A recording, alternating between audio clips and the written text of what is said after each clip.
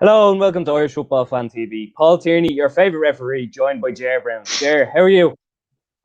And good. You're never going to let that joke go. You're going to have to come up with some sort of new content now for your introduction every week. Like, Well, sure, if the referees in the Premier League keep being clowns, it just has to keep going, doesn't it? Obviously, yeah. we're joined. At least the Hantom have no problem with you anyway. So Exactly. Um, Obviously, tonight we're watching Spurs and Chelsea, as it says in the intro there.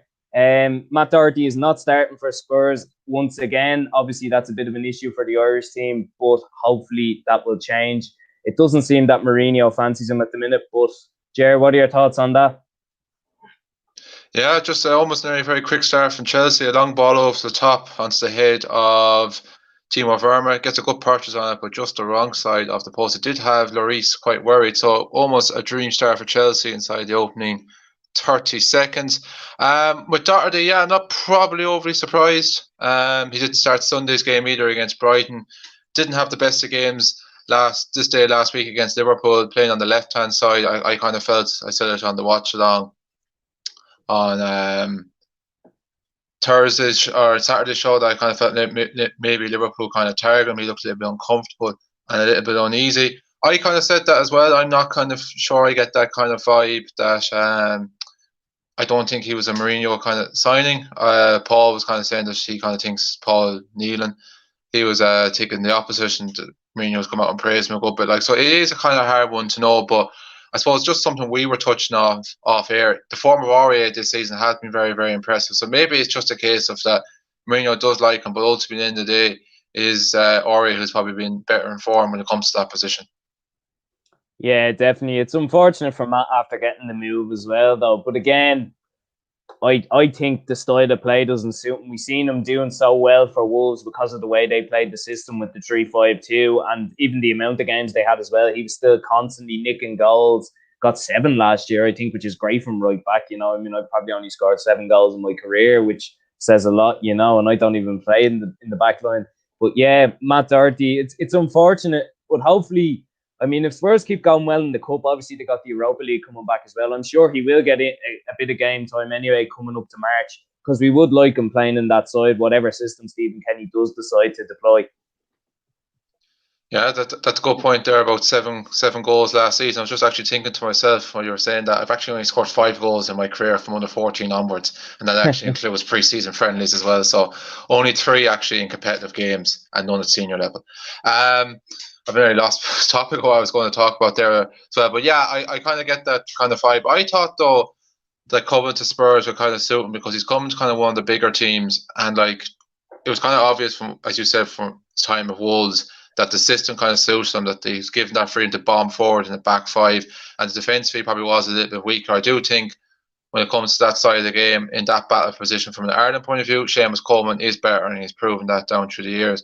But you kind of know when you come to one of the big 6 teams that you're going to be on the front foot a lot, so you're not going to be going backs against the walls and have to do much defending, and can be given the opportunity to show a little bit of freedom, express yourself. But it hasn't quite happened this season. Now, in fairness, this is a Jose Mourinho managed.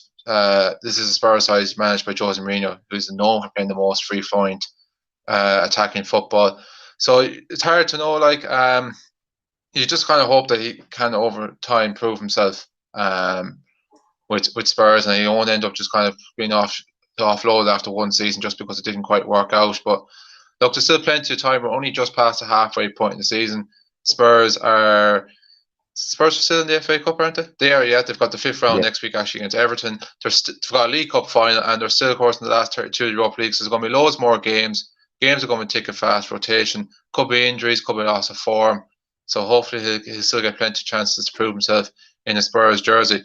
Just in general, in this opening 4 minutes, it's been all Chelsea so far. Yeah, definitely. Good start from them. They've looked fairly solid the last 2 games as well. I've only seen them a couple of times. Obviously, they've only played twice against Wolves 0-0, and Burnley they won 2-0. Probably to be expected at home as well, just the way Burnley go about games sometimes. But yeah, they look a bit more solid. Obviously, they've been wide open the last while in the last 2 games under Frank Lampard. But what did you think on that second, actually, Ger? I haven't actually asked you. I'm not sure if you've talked about it with the other lads yet. I thought it was harsh. It doesn't surprise me because of the culture with Chelsea and chopping and changing managers with Abramovich. And when they lost to Leicester a fortnight ago, I felt that was it. That he was brown bread, and it kind of got proven. I just kind of felt the timing was kind of weird. Like for me, that was the game that probably seemed to be the final straw from the Luton League FA Cup game. Seemed to be irrelevant. So why they let him stay charged for that? Didn't announce the day after they win that game, 2 days before the next Premier League game. Why didn't just kind of come out and announce it after the Leicester game and gave a new manager time to prepare more for that Wolves game? Maybe they were waiting until they had someone lined up. They probably had only started talks with Tuchel at that stage or something. But no, it doesn't surprise me. But I think it is harsh. Like you look at, for instance, the prime example to go to now for give manager a bit of time is Ole Gunnar Solskjaer. Manchester United probably at the moment look the most best placed team to give Manchester City a bit of a push in the title race. They look like they're going to get top 4 quite comfortably, which is a big improvement considering where they were this time last year, losing the home slice of Burnley and struggling to win 2 or 3 games on the trot. Like they put all them days behind them. So there is proof when you give a young manager plenty of time. I do think Lampard had a lot to learn in the game. By far not the best manager, but you learn as you go along that kind of way. They did sign heavily in the summer and brought a lot of big names in, but that can take a long time to gel. And I think it kind of just shows naivety of the Chelsea board. They think that you can just bring in loads of new signings and it's just going to click and it's just going to gel and it's going to happen overnight. It doesn't work that way. It can take time. It can take a season and a bit. Like even look at Pep at Manchester City's first season, brought in a couple of players, had to get top 4 in the last day of the season. It can take its toll and take a while. And also Chelsea made a pretty good start to the season. There was a 16-game unbeaten run there at one stage from September right up to December. If they'd won that game against Everton in mid-December, they would have went top of the table. That starts a bad run, and it was only really 8 league games. Is a bit much to kind of go sack a manager just because he had a bad run. But I do kind of also think as well, just to kind of finish up, that the job probably did come too soon for Frank Lampard. As I touched on about him not being the best managers. Like it was a good appointment for Chelsea probably at the time. Get someone in who was liked with their situation with the transfer ban, low expectation after selling Hazard. But then the day he had one season managing Derby in the Championship, and he did well. He got them did okay. Sorry, I wouldn't go as far as say he did well. He did okay. He got them to the playoff final and everything else like that. But Derby have always been consistently finishing the playoff places over the last couple of years. They finished 6th the previous season to a Lampard took them over. Finished 6th again. So it's not like he made any drastic major improvement with them. They were never in the promotion shake-up that season. So he probably was a victim of his own short-term success, and he should have probably never got the job anyway. But overall, I still think it was harsh, despite the fact I wasn't sacked, or despite the fact I wasn't surprised. Yeah, definitely. I think the more you talk about Lampard as well, and the more you look at last season, it was a bit of a free hit. Obviously, they had the transfer embargo as well, and you mentioned Derby too. They only went one step further under Lampard than they did the season before. So that's really all you can say about that. That's not really success if you don't go up. You're still losing in the playoffs regardless. So, yeah, I think it was inevitable, like you said. Abramovich is ruthless. And look, it pays off for them. So maybe it'll work again. Hopefully not. But it more than likely will. Tuchel is doing well with Dortmund and PSG. Obviously, most people would win the league with PSG realistically. Even Unai Emery did, so we have to say that as well. But yeah, that's it. I think a couple of comments in. Connor Valentine says, "Hi, how are you, Connor? Hope you're enjoying the game. Probably fan of one of the teams." And David Walsh asks, "Hey lads, sad to see Doherty in bench again. Don't think Jose trusts him though." Yeah, Dave, I actually agree. Yeah, I don't know. Obviously, Jose brought him in because he's seen how good he was for Wolves. But Jose doesn't play the same sort of formation, so it's never going to work. If you don't try play that formation, you're not going to fit in a player who really suits that 3-5-2 formation. So hopefully in the next couple of weeks, as we've spoken about already, he gets back in and he gets some game time in some of the other games, because there's a big run in coming up ahead of March and the end of the season. And Dave pretty much says the same thing again. Hopefully he gets more game time before March, but I'd say Coleman will be starting the campaign at right back. That all depends on injury as well. Coleman is very injury prone ever since he got that leg break. So, I mean, that has to be mentioned too. Yeah, I suppose Coleman's probably at that stage of his career now as well, where he's into his 30s, and as you touched on, he's kind of struggled with game time quite a lot for Everton for the last couple of weeks. He's been on the bench. I still probably would expect him probably at the moment to start in that game. I don't see Stephen changing from a flat back four. Doherty is the most, or Caoimhin is the most natural in that position. He will have more experience of playing there, even down to the years at club level. I know Everton have tweaked their formation as well under Ancelotti, but yeah, and then like when you play a flat back four, you have to put a little bit more trust on your defensive side of things, and again, you would probably put more trust in Caoimhin from that point of view. But there's a long way to go. Yeah, like the thing is with Doherty is he's going to get more game time, get more chances. He probably could, because of the way games are going thick and fast, he could probably definitely start one of their next two matches against West Brom in the league on Sunday, or that cup game against Everton, and hopefully it might happen for him then. Just a potential chance here for Chelsea. But the layoff from Timo Werner to Marcus Alonso wasn't the greatest. Reece James has it now. He's giving it back to Hudson-Odoi. It's a very tame shot, and it's gone wide. 10 minutes gone, but it's actually been a good pace this game so far. Both teams not afraid to really go for it so far, Paul. Yeah, definitely. That was actually a corner there. Mount just whipped it in, but nothing came of it. Goes over the Spurs bar for a goal kick. I think I'm a bit ahead of you, actually. That's why I didn't say anything about that chance, because nothing happened. But what minute are you on? I'm 11:17. Yeah, you're about 25 seconds ahead of me, yeah. Sure. I doubt we'll be getting excited too much in this if it goes the way the last game did in November. Are you watching it on Sky Go? Yeah, Sky Go up in my room on my Xbox, yeah. So it's just saying, if you want to keep us in sync, if you were to pause it for a couple of seconds, and then we won't be level with each other. So one won't be killing the mood for the other, potentially. Yeah, so I'm on 11:22 now. So what are you at? 11. Sorry, it's gone off there. It's just gone into 12 minutes there now. Oh, grand. So when I approach 12 minutes, I'll let you know then. So I'm a good 30 seconds behind or so. But that reverse fixture in November, unfortunately, it wasn't a great game. It was when Spurs were top of the league at the time, going really well, and it was kind of just a typical kind of Jose Mourinho approach for one of the big games away from home. We'll sit back, we'll take the draw, we'll take the point. It's vital not to lose these games, more so than anything else. Yeah, definitely. I completely agree. I actually just saying there, I tried to pause it there. I can't pause it on the Xbox because it's not a remote, it's just a controller. That's so it won't let me pause it. Apologies, but I know how annoying my fun. That's all right. Yeah.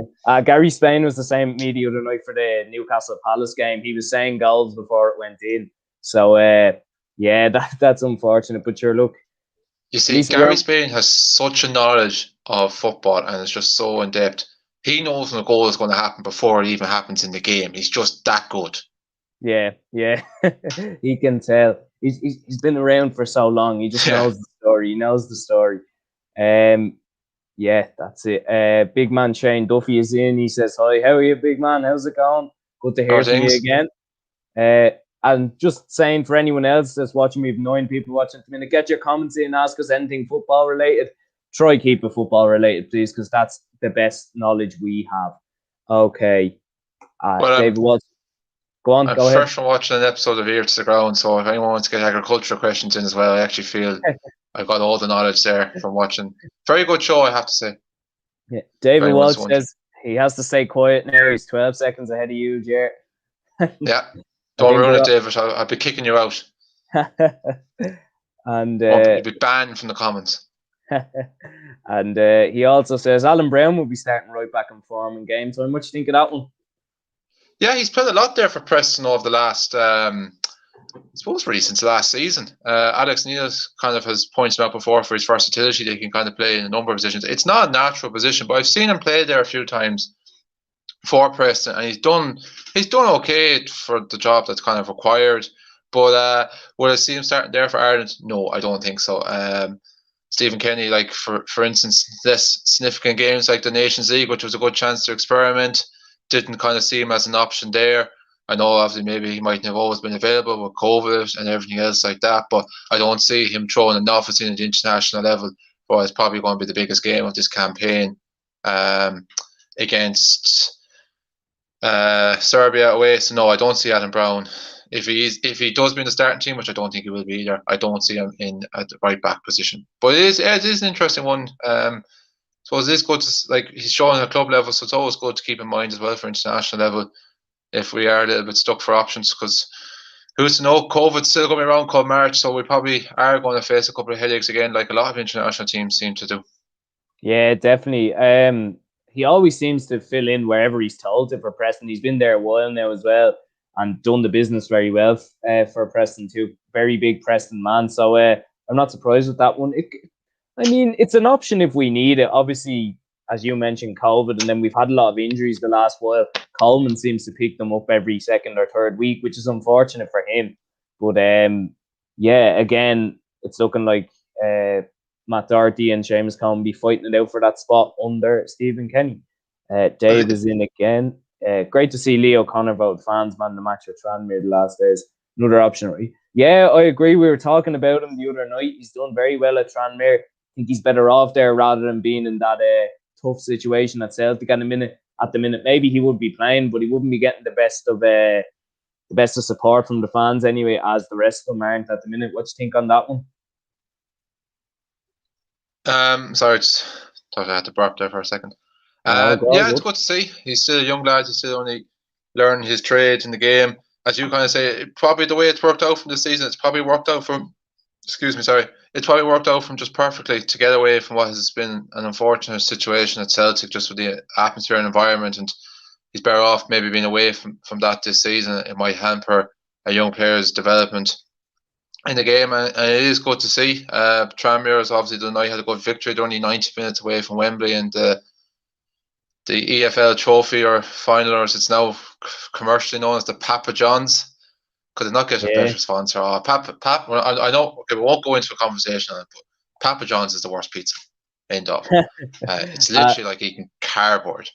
But so it is good to see. Like he is a good prospect. He's played well with under-21s.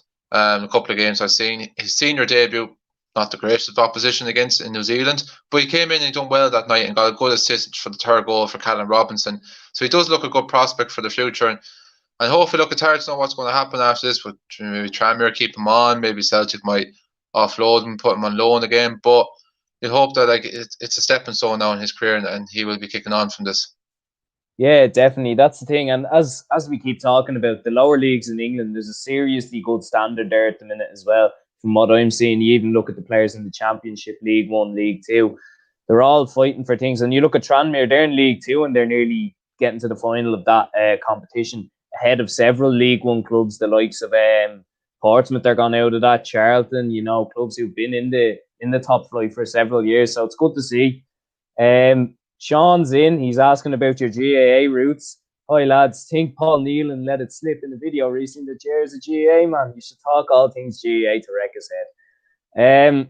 I think we'd be better off slagging Everton from last Saturday, even though they won yesterday. I think losing to Newcastle is a fairly big achievement that only the likes of Everton and Spurs could go for this season in particular.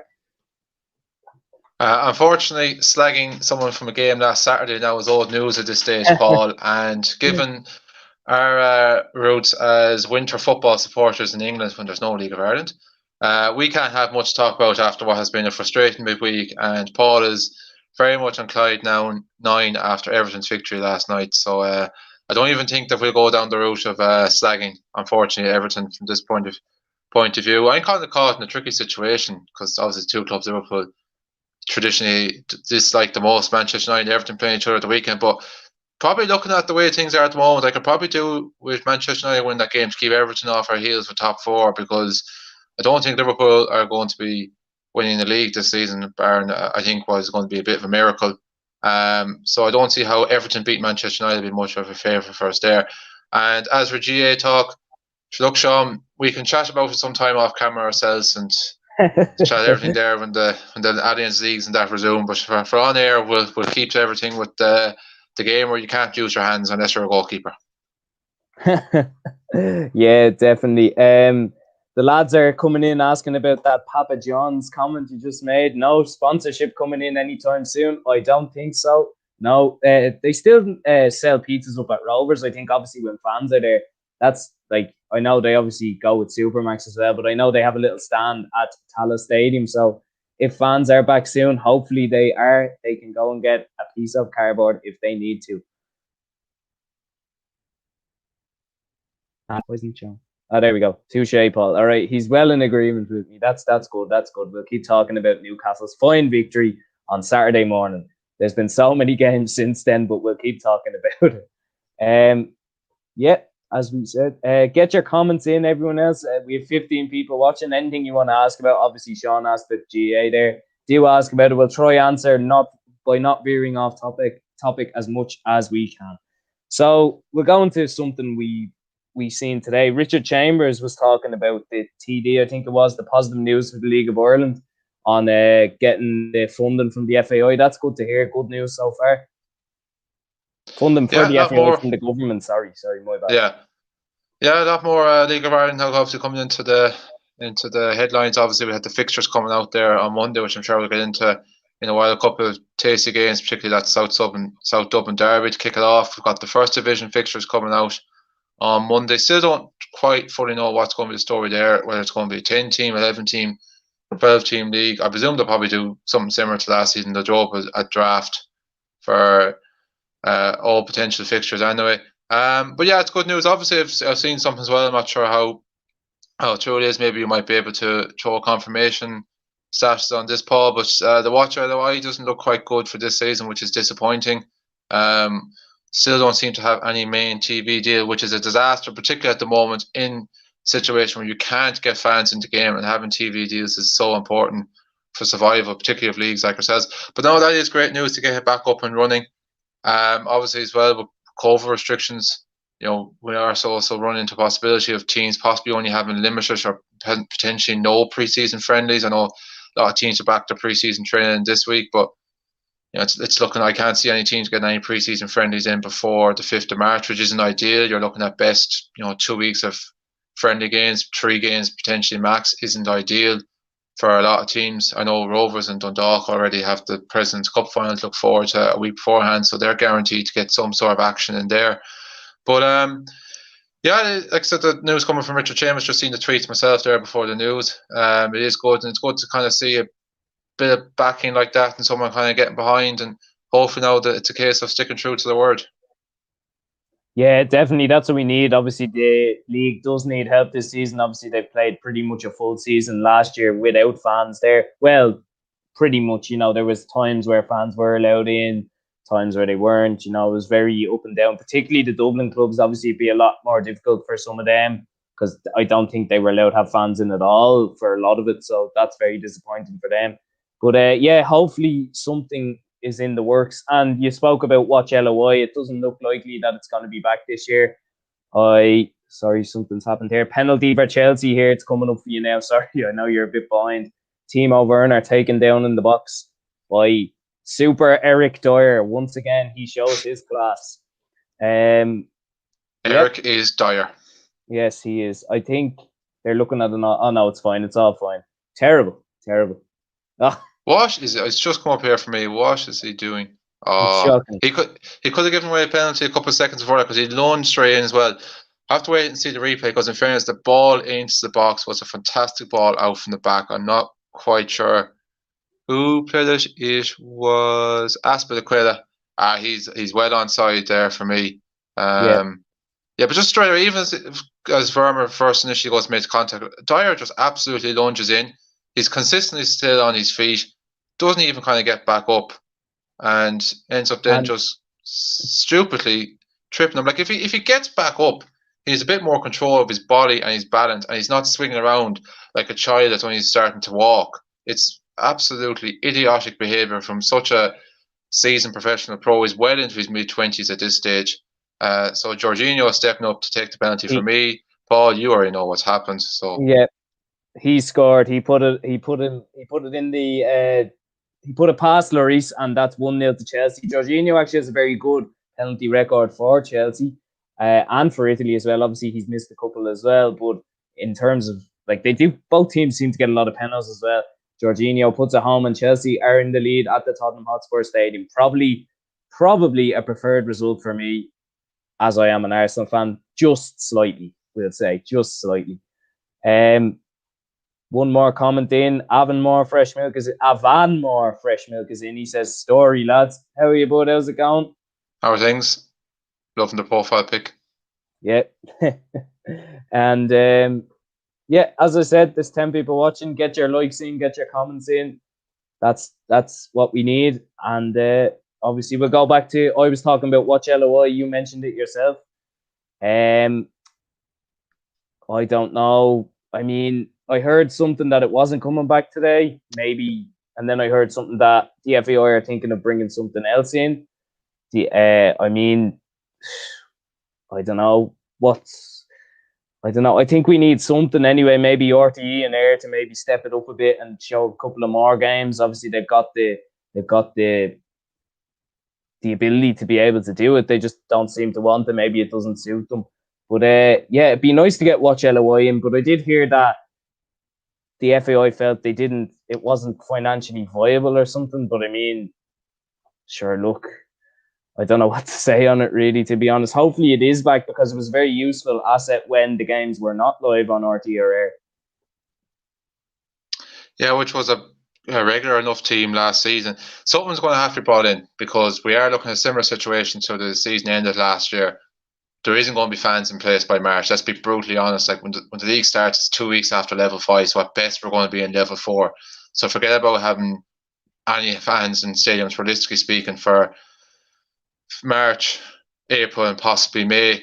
Yeah, it's funny because it was this time last year as well. Me and Paul and Neelan were up an event in Dundalk. It was the National Museum for the Euros, kind of going around to all the different towns. And Niall Quinn was speaking that night, and he was talking about something at the time about getting on with his contacts and his connections with Virgin Media and trying to get a TV deal kind of there. I know Niall is no longer with the FAI, but yeah, something kind of like we've enough kind of TV platforms here between RTE, between Virgin Media, between TG Carter, which showed games a good while ago, Air Sport, which I wouldn't kind of prefer because the other 3 are free to air stations. But between the 4 of them, can they not kind of do something where at least we're getting at least 1 game a week, if not really realistically speaking 2? But with the situation at the moment, like something's going to have to be done because you can't have a situation come March where fans won't be able to watch games because, like I said, I don't see people being into the ground. It was great and it was brilliant to have last year to watch matches. I think the only little criticism I would have of it, which is possibly maybe a funding issue more so than anything else, just kind of the cameras. There was only kind of seemed to be 1 cameras at games. There was no replays on goals or a key instance or anything else like that. You end up having to like scroll back on the timeline. Just kind of a little bit more kind of a better setup like that would be good to kind of make it look like as if you're actually watching it on TV, not opposed to kind of a stream. You see it to do it in the championship, for instance, and games behind the red button and everything else like that. So that would be something I'd like to see. But something's going to have to be done because we are looking at a good chunk of next season behind closed doors again, which is unfortunate. It's just a situation that we're in. But between the 3 free-to-air stations here in this country and, as you mentioned as well, with Air Sport, surely something can be done because it is embarrassing that we are one of the very few leagues in Europe that we don't have a proper TV deal, and we don't want a situation where we have over the last number of years where RTE will show the opening game of the season. Nothing will be shown probably until the first or until the top 2. Then in the second round of fixtures are shown. Air and RTE will then rotate games every second Friday, and it's just not good enough until the run-in and cup finals. You need to be regularly putting out there to promote the game and promote the league and try and reach and target in to areas of the country where the league mightn't be strongest. Yeah, exactly. You want people, obviously, when we can go to games, you want them going, but the next best thing is watching it on the telly, and obviously they haven't really done enough the last while. You even seen last year, they were chopping and changing what games to show, and some weeks it's on air. Like, I mean, there's so many channels that you have at the minute for football. You have Premier Sport, you have BT, you have Sky. You don't want to be paying for air as well. So preferably, if Virgin and RTE could sort something out, and TG Car too, free to air, get the games on, even if it is in the Irish language. Obviously, it's grand. There's nothing wrong with it. It's just maybe it doesn't attract people sometimes, but still, it's still a game of football. That's the thing. Sure, we're watching it without sound at the minute. There's nothing wrong with that if you did want to turn it off, but it's a beautiful language. We won't get into it though. Yes, hopefully they can sort something out. That Dave is in again. saying good things about fans. Hopefully when fans are there back in stadiums, we'll see more fans at their local club games. So for home people are crowd. Yeah, I mean, we did see that when fans were allowed in a little bit. Obviously, I cover a lot of Bray, Wanderers, UCD, and Cabinteely, and a couple of games UCD did let a lot of fans in, and a lot of people came down from Drogheda. They did sell tickets to them for that. There was 100 people in, and it's just good crack with an atmosphere there as well. You know, the players feed off it as well, which is the main thing. And then obviously out of Bray, because they were in Wicklow, they had a couple as well where they were allowed to have, I think it was 200 spectators, or 100, was it? 100 spectators, I think it was. I can't remember. It's so far back now. But yeah, it was great. It felt like you were lucky to be there. Obviously, we were working at it, so it was a bit different. But yeah, it felt great. And hopefully we can get back to that soon with more than 100 people there. Just even on back to your point as well about the coverage thing and TG Carter, like for someone who watches a lot of GA as well, I would even watch a couple bit of Pro 14 rugby on the channel as well. Having the commentary in Osprey doesn't make a single difference to me. Yeah. It doesn't affect your viewing of the game or anything else like that. And it is a case that you find it a little bit hard to concentrate and follow the game because the language is in Irish and you mightn't be the most fluent Irish speaker.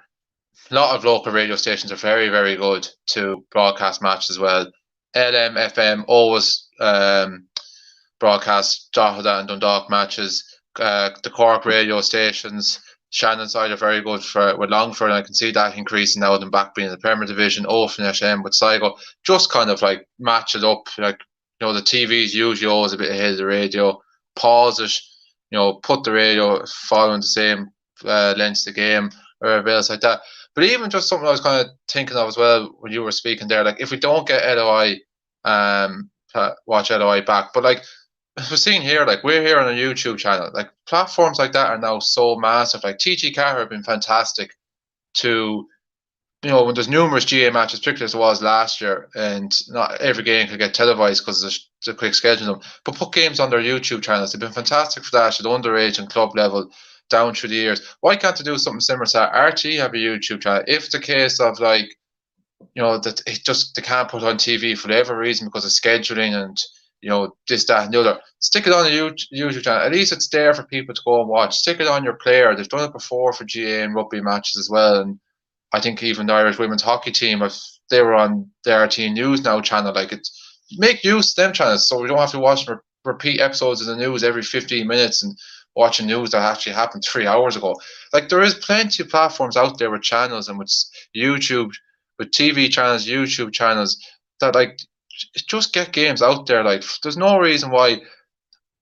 Like I said, we're probably going to see a similar situation when the opening weekend in the first couple of weeks of the season, that you're going to have your 2 games on Fridays, 6:45, 8:45, 2 games on your Saturday, probably 5 and 8:45, and your game at 5 o'clock on Sunday. Just like if the case of it's clashing with a Pro 14 or a Six Nations match or Alliance League match, at least like there is other options out there to get these games out there. Put them on your YouTube channels, whatever. Like it's not like as if this is 20 years ago on TV and that's it. There's so many opportunities out there now, and it's just think outside the box and use a bit of brains and accommodate the people out there that want to watch the League of Ireland, and then like at least you can say we're showing the game and stop getting the bad publicity that like that you don't give a rat's ass. Because like even though they're even like RT, sure you got people in RT know that like by having half an hour for Soccer Republic is embarrassing.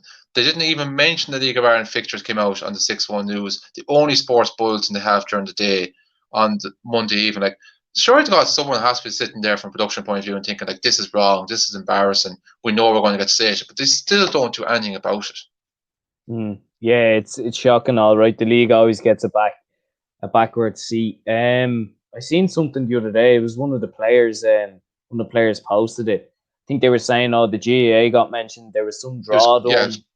Yeah, but they Greg said Soggett, the Dundalk player. Yeah, you just said that, did you? Sorry.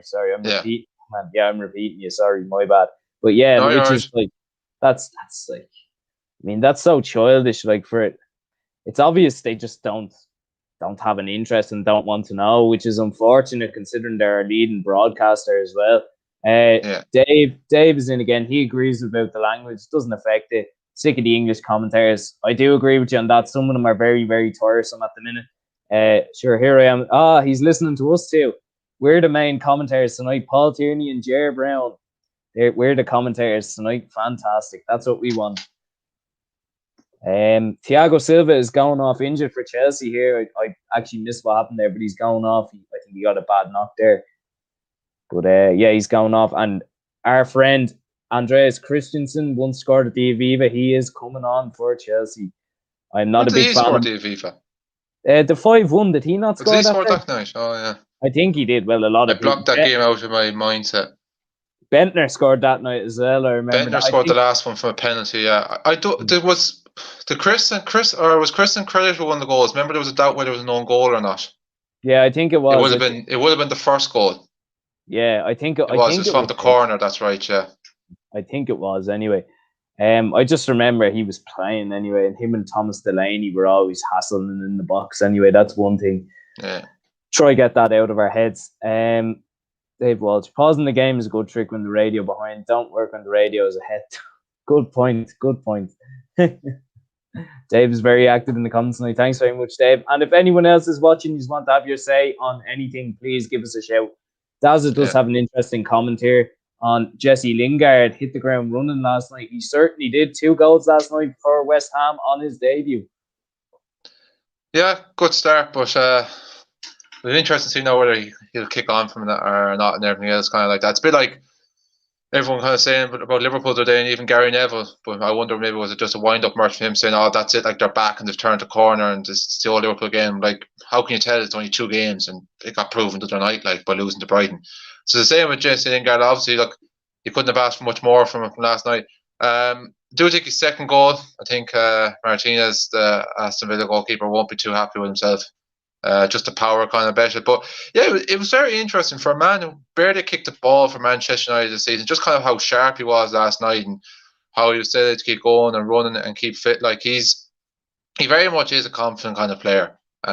Because I don't think he's technically the best gifter or anything else like that. But when he gets on a good run, you can just see it does help him big time. So that's going to help him hit the ground running, no doubt about it, in a West Ham. Sure, I can't remember the top of my head who they have this weekend. They Fulham away, actually, so there's another good chance for him to build on last night. But yeah, good start so far. But look, don't want to say anything, but Shane Duffy scored twice in his first 2 games for Celtic, and look how that's turned out. So it can very easily go quickly wrong for a player. So I wouldn't exactly go shouting for the rooftops just yet about Jesse Lingard's form at West Ham. Yeah, definitely. It was a good start from him. Obviously, been out for the last while. It's the first time I've heard of him in ages. Yeah. But I absolutely hate him, though. Oh yeah, he's very annoying. Sure, he's had a couple of good games against Arsenal, which we also don't need to mention as well. Yeah, I think what was I going to say? West Ham are playing very well at the minute as well. He probably fits right into their system too. They're playing I think they've only lost to Liverpool this year, which is amazing considering how bad they can be at times. Yeah, I think something like up until that Liverpool game, they were unbeaten in 6 Premier League matches and 4 wins on the bounce. Like their last league defeat before that was against Chelsea. So if you include last night's win, I think that's only like 2 defeats in 9 if my maths adds up there. If it doesn't, don't be afraid to point it out to me. But just going to show us that like they've only lost to teams that you kind of would probably expect them to lose. No disrespect to Liverpool at home and Chelsea away. Now they were both bad defeats, but in fairness, and they've really been taking care of business and kind of. We touched on it there. We also recently against West Brom, and you actually weren't fully convinced by them at the time and everything else. And I kind of felt they were doing really well and they were maximising their squad, and I kind of felt like for the squad and the group of players that they have and the really good attacking options that they have, that they should be kind of where they are on the table. I think they are punching it above their weight to be 5th, but they definitely, when you look at that team on paper, like they should be at least finishing in the top half and challenging for the European places. And it's just one of my mates was kind of saying to me as well off air, if they could squeeze top 4, which isn't beyond the realms of possibility, David Moyes for me has to be manager of the season then. Yeah, definitely should definitely be thought of it so far. Anyway, he's done very well. I think both times he's been at West Ham, he's done very well with what he's had to work with, because some of the squads he's had there are not the best players. Like, you have a couple of flamboyant players who think they're superstars, but ultimately when you're West Ham, you don't need 11 of them. You need a couple of grafters in as well, as most teams do. You're not going to get away with getting results all the time.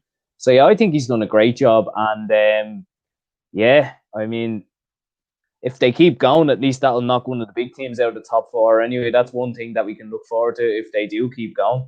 Yeah, I definitely think as well their side are definitely benefiting from playing behind closed doors. I think possibly more than anyone now at this stage. Look, everyone's well accustomed and just to you. There's no excuse anymore. But we all know how toxic West Ham fans can be and how they can quickly turn on you, and how sometimes their behaviour isn't always the best inside grounds and invading pitches and everything else like that. And it can be an awful kind of place to play sometimes. So I do think they're kind of benefiting from that kind of freedom, and they don't have the West Ham fans always kind of breathing down their neck, because as I touched on, they aren't always the most friendliest. Their previous actions kind of back that up. Sorry if I've offended any West Ham fans out there. I know Michael Meany, who's very good to get in the comments, is one of the West Ham fans. So apologies, there's Michael, who's hasn't popped up in the comments yet tonight. So maybe he isn't on with us tonight, and maybe I haven't ended up upsetting his feelings. He's usually a second half man, Michael is, so hopefully we'll be seeing him then. Interesting one here from David Walsh again. Does Michail Antonio have an Irish granny? I don't think so. I think he might have played for the England underage sides already as well, and I'd say that makes no difference. I know it doesn't, but I'd say he seems like a nice lad. He's not like the other fella who plays for West Ham. So I don't think he would, even if he did happen to have an Irish granny. Aurier goes close there. He should probably do better for Spurs, cross into the box, and he heads just wide. I think if Antonio had an Irish granny, he's that long enough now in the Premier League and playing well at West Ham. I think we'd know about it at this stage, and I think like he's at that stage in his career. Like he wouldn't be an asset to Ireland, even if he had Irish blood in him. He wouldn't be an asset to us.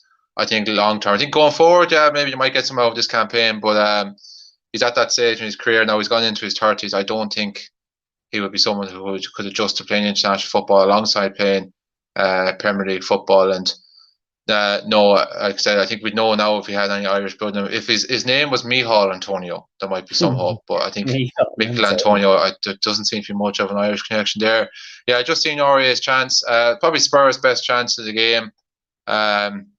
Should have probably actually done better. Should have probably at least found the target or been a bit closer. He was actually a long way off that, but we're just 3 minutes shy of the first half.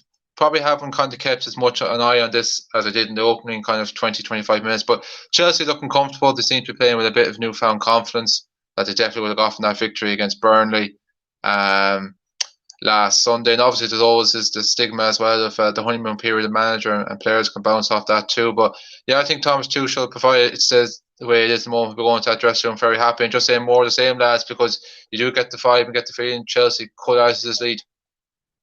Yeah, definitely. They've been very good so far. Look very solid at the back as well.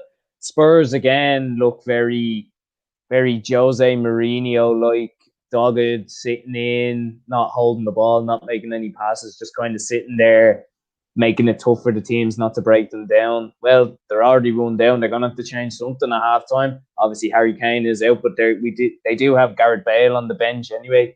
I'm not sure if I seen no Dele Alli again. Lucas Moura is on the bench as well. There's two players who might be able to change it around.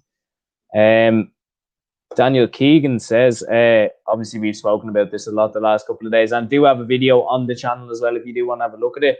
But thoughts on Troy Parrott moving to Ipswich? I'll just give a quick synopsis of myself.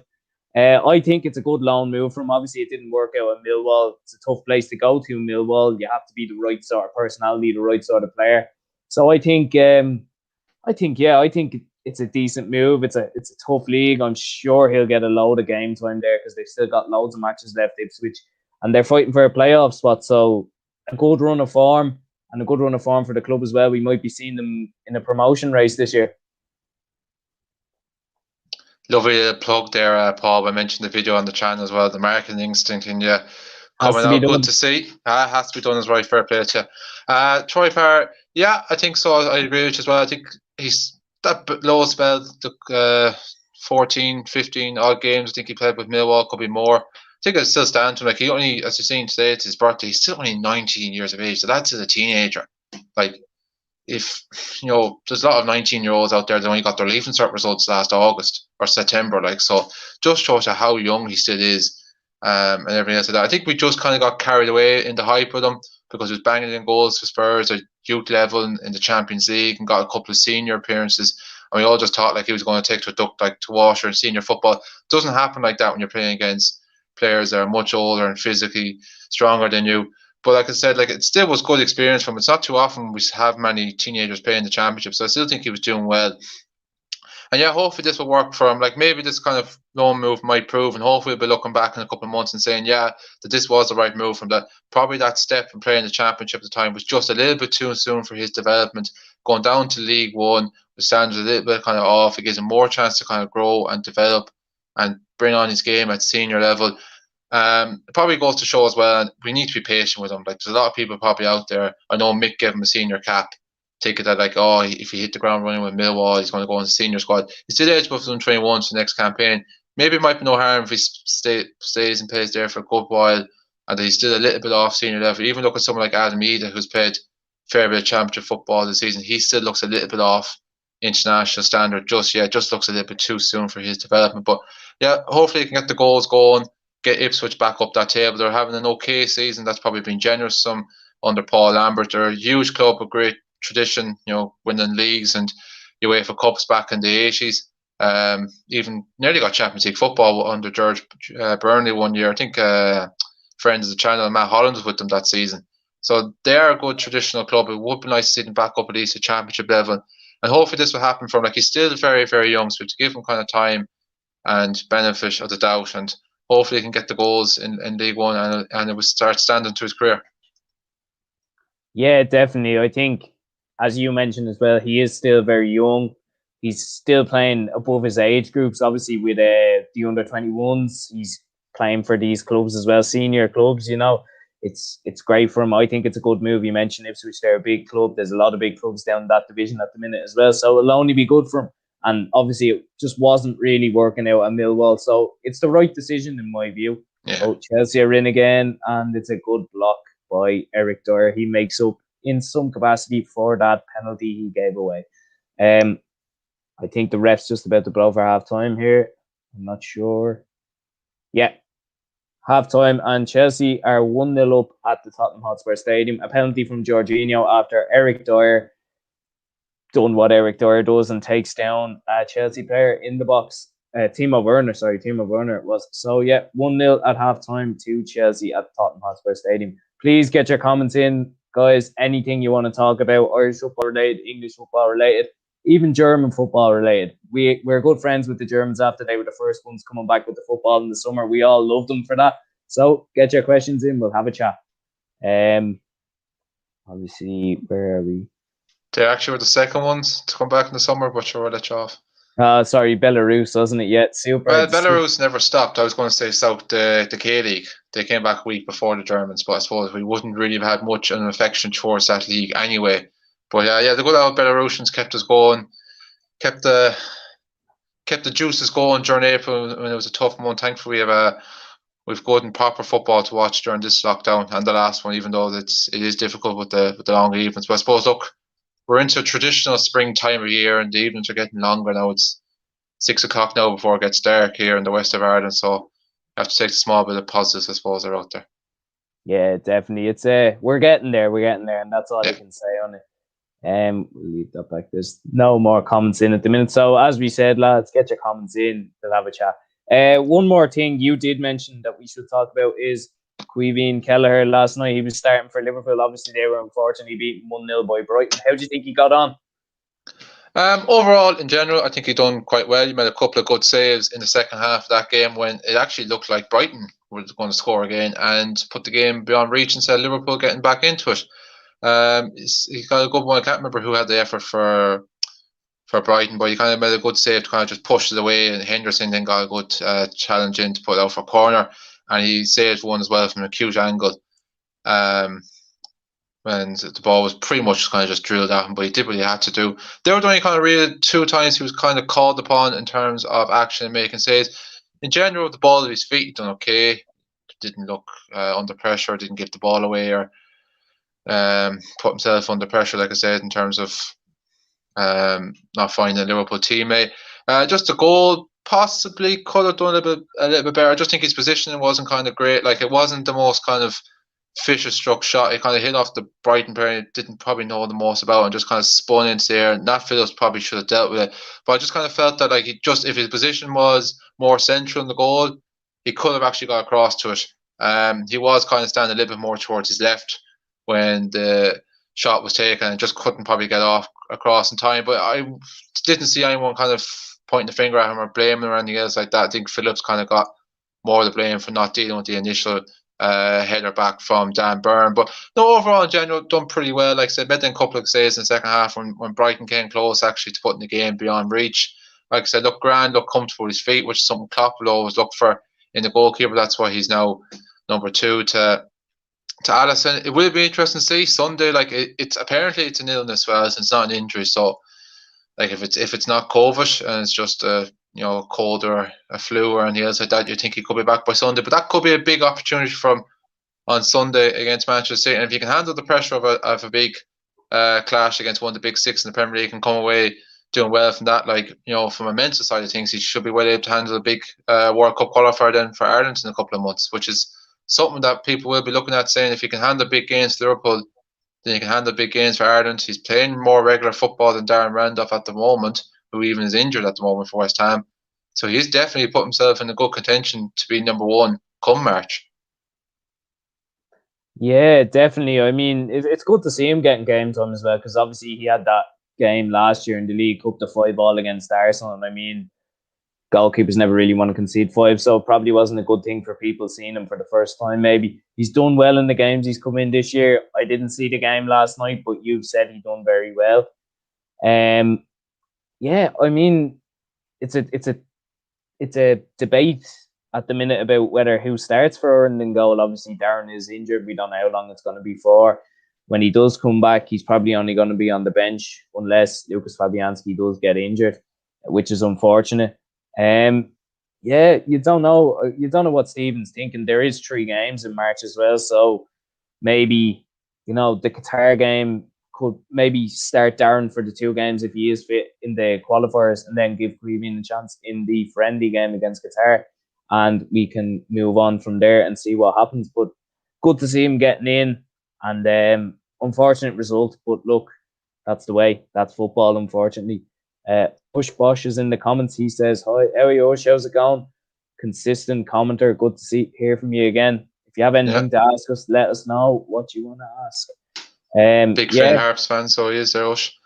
Just the only thing you definitely would make in defence of Darren, who isn't obviously getting much game time with West Ham. He's never let us down really before the past. He's always been solid. He's always been good, and when he's been called upon, he's stood up to the test. What's been put in front of him. So that is kind of something that you will be kind of preaching towards if you're kind of making the case that Darren Randolph should still start against Serbia. That, like, in fairness, yes, he isn't getting as much game time as you like. And look, Kelleher isn't exactly, blessed with regular game time. Yes, he's playing a little bit more than him, but he's not exactly, like, last night was his first game in nearly 4 weeks since a game against Aston Villa in the FA Cup, and you have to go back another 4 weeks before he played against it for Liverpool last time as well against Midtjylland in the Champions League.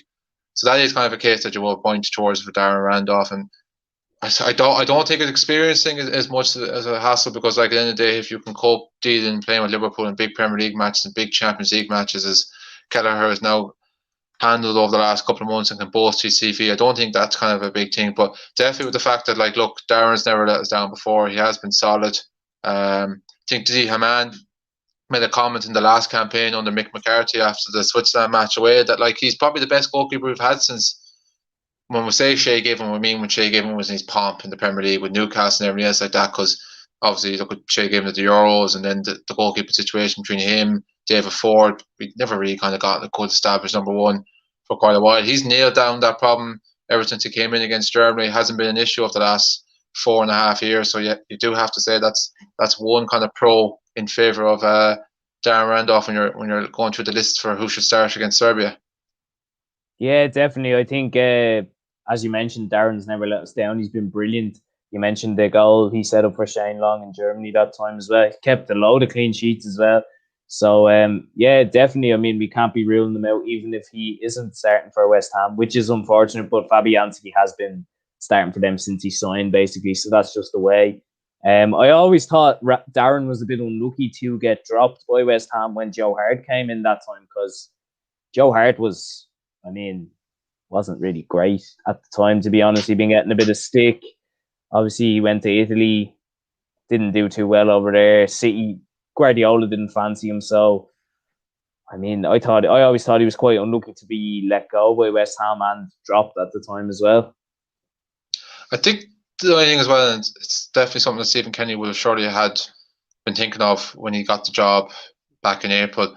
Like when this time last year, or in January of last year, when Darren joined West Ham, like he probably kind of knew he was going to be kind of like second choice mainly. I know he played the first couple of games when he first went in. I think his debut against Everton, played the league game, I think against Leicester, then the following game, and he let in a couple of goals and got dropped after that. But in general, I think Fabianski was injured at the time anyway as well. But in general, he probably knew he was going to be second choice anyway. I think Stephen Kenny probably knew going in when he took over jobs, like, right, my number one choice goalkeeper is probably going to be second choice goalkeeper for his club, and I just have to deal and kind of accept that. And I don't think the situation with Kelleher, like, at the start of the season, he still was third choice Liverpool. Like when Alisson got injured at the start of the season, it was Adrian that filled in for them a couple of games back in October. That was probably the last nail in Adrian's coffin. He didn't really exert himself with great authority, particularly in that Aston Villa collapse. And that was probably that boosted Kelleher up the ranks of Liverpool. So I think Kenny probably never kind of expected that, like, well, I'm going to have a situation where I'm going to have my two number one choice goalkeepers are going to be a second choice at Liverpool and a second choice at West Ham, where he probably thought like it was going to be Darren Randolph. Yeah, fair enough. He won't be playing much time at West Ham. I can trust him, but who else am I going to have? I'm not going to pick someone who's only third choice at Liverpool, or like someone like Kieran O'Hara in League One. So it's definitely, I don't think Kelleher's rise this quickly with Liverpool was probably seen on the cards. And even kind of the talks in Liverpool was, during the off season, was that like he was probably going to be loaned himself anyway, just that Adrian hasn't really kind of once again given an opportunity, he hasn't proven himself. Yeah, definitely. Hopefully it gets sorted quickly anyway, and he's back playing for West Ham. We've got a couple more comments in as well. Daza is asking us, does the panel, I feel like the RTE panel now when he says that, the old RTE panel, do we see Luxembourg winning 1-0 in Dublin in March, considering Ireland can't score? If we can, I think he means concede there, are we finished? Luxembourg, like, from what I've seen, I've never actually watched them really, but they've improved on what they were. And I mean, maybe away from home, there's more of an opportunity of us losing, but at home, you'd expect us to win comfortably. I mean, we didn't score in the Nations League. This is a new campaign. There's going to be new players involved as well. Some of the same, some new, whoever's in form. So look, we don't know what's going to happen, but hopefully that is a definite result for us that night. I wouldn't go along the theory that we'll beat them comfortably at home. Ireland never win any games comfortably. It's always just enough to kind of get the job done. But that's the way we've always been down through the years. No, I wouldn't worry about, like, yes, we struggle to score goals in the Nations League, but in fairness, in the Nations League, we were playing against teams of similar standards to ourselves. That was the whole purpose of the Nations League, that everyone is of equal standard playing against each other. In fact, you could argue we were playing against some teams slightly a little bit better off against us, particularly Wales, who were going to the Euros, and even Finland. Like, again, no disrespect. I don't want to kind of come across being cocky. Luxembourg are below us. We should be expecting to beat them, even if we got off to a nightmare start and we conceded an early goal against them. You still think we'd have enough to kind of like pick it up and turn around and beat them that game. I know that thing that we can't score at the moment, but like, we're not going to come up against teams as good as individuals. Or Luxembourg aren't going to have as good as individuals or as players as we had to face in the Nations League. And for instance, if the Nations League was meant to go the way it was, and we were meant to be in League C originally, as we were relegated from the last one, we would have scored goals in League C. We would have been against weaker opposition. So you have to kind of factor that into consideration as well. Yes, we look like we can't score at the moment, but sure to God, as we play against the weaker teams in that group, like Azerbaijan and Luxembourg, we'll get there. We'll get the wins. Look, the last campaign, Georgia at home was only 1-0. Gibraltar was only 2-0 at home. The campaign before that, Moldova was only 2-0 at home. Georgia was only 1-0 at home as well. a goal that James Coleman scored, probably didn't even know a lot about. That's just the way we always are at home, and I think that's probably going to be the case in these 2 home games against Luxembourg and Azerbaijan. We'll win, we'll get the couple of goals, we probably won't look in danger of losing it, but we definitely won't be in the category of like, right, this is a game where we're going to improve our goal difference if it comes down to that, because that's never really kind of the way it's always worked out for Ireland. Yeah, definitely, you're right there. I know I did say comfortably. When I say comfortably at home, I mean 2-0, 1-0. You know, with them having very few chances and us holding onto the ball. We did beat Gibraltar 7-0 one time. I was at that. That was quite enjoyable, that was. I remember Wes Houlihan once again had a field day that day as well. He was setting up everything, running the show as usual. But Robbie got a hat-trick that day. Yeah, I've actually been at all the games. Robbie Keane got a hat-trick for Ireland. And That's Gibraltar... mad. Yeah, San Marino, Gibraltar, and the Faroe Islands. Which, I mean, listen, it's a hat-trick in international football. Yeah. It still counts. He got a hat-trick, I think, in the reverse fixture as well in Faroe, but I presume you weren't at that game, were you? No, did he score? I thought he only got 2 in that one. Oh, was it only 2? Maybe it was only 2. I don't know. I'm not sure. I thought he got 2 hat-tricks against Gibraltar in that campaign. This is where we need Gary Spain in the comments. You could be right now on that. I think I remember Sawyers Christie scored that night for. He scored a cracker that night, actually. Yeah. Sure. The last 2 fixtures against Gibraltar were tough. I was at the home one. It was same as well. Yeah. Yeah, it was very this is only 1-0. Switzerland will probably beat these 6-0. You know, that's what I was thinking anyway, which they did in the end. Dave is in. He's asking about Gavin Bazunu. Obviously, he has done very well at Rochdale this season. Probably is a bit too early for him internationally, but he is playing. You know, Rochdale there, and they're in League One, aren't they? League Two, I think it's they're League One. Yeah. I mean, that's the same level as Troy Parrott's just gone into. League One is a very, very good league all the time. There's always good teams there, players getting opportunities, and Irish lads generally do well there. Maybe not playing for the senior team yet. Obviously, we've just spoken about Kelleher and Randolph. Those 2 are definitely ahead of him. But the 21s, I mean, I'm sure they'll want him coming in if Kelleher does step up too. If I was someone from the EFL watching this tonight, I'd make you an ambassador or something for League One anyway. You're always talking it up that it's a great league and a great opportunity. But it is definitely for younger players starting off. I don't disagree with that. It is a good way to kind of learn your trade and kind of find your way a small bit in senior football. It's the same with Gavin Bazunu as well. But I think like the big thing as well with Troy, like let these lads just kind of develop and grow themselves and to work on their own individual game and kind of establish themselves at senior level, at club level, before having to go throwing expectations on them at the international level. I think that was the big problem with Troy. Everyone just thought as soon as he started kicking ball at senior club level, that's it.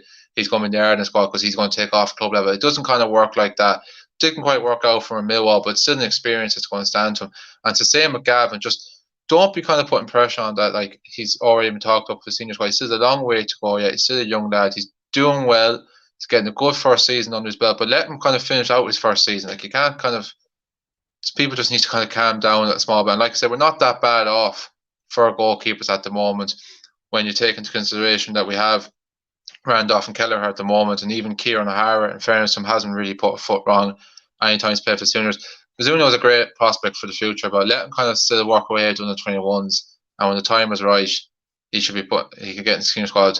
For now, but yeah, no doubt about it, he is a good prospect, and like he's in a good setting as well with Rochdale at the moment. He's got an Irish manager, Brian Barry Murphy, good Cork man, and a lot of good other Irish players there as well, and likes of Owen O'Connell is there, Paul McShane obviously as well, of course, is seen it all now at this stage in his football career, so that kind of environment will probably help him too. Yeah, definitely. He's done very well for him there, and obviously he's the top goalkeeper from what we've seen when he was at Rovers a couple of years ago as well. He does seem very mature for his age, actually. Yeah, definitely does. I remember him saving a penalty up at down at Turner's Cross for Rovers one time. Brilliant. Right, I think he was in the goal at the home end as well. It was brilliant save as well from what I remember. It's a couple of years ago now. Gary Spain again is the man to ask about that too. He definitely he's probably at the game as well. He has a good story about that actually. Yeah, in fairness, just on about him on the team bus coming down, that he was very, very quiet on it, and the Rovers kind of management wondering like, what's the story? He's not really kind of chatting or talking to anyone or interacting with his teammates, and he just said, "No, I'm just studying The last couple of penalties Cork are taking here, so I kind of know what the form guide's going to be when they get one, and they got one that game and he saved it. And Paul has a comment in there. Kelleher has to start for Ireland if Randolph is injured. Yeah, I don't think that's definitely up for dispute. Absolutely at all. I don't know what the story is with Randolph's injury at the moment. Is it long term? Is it a case that he'll be back fit and training with West Ham, or could see a bit of FA Cup action by March?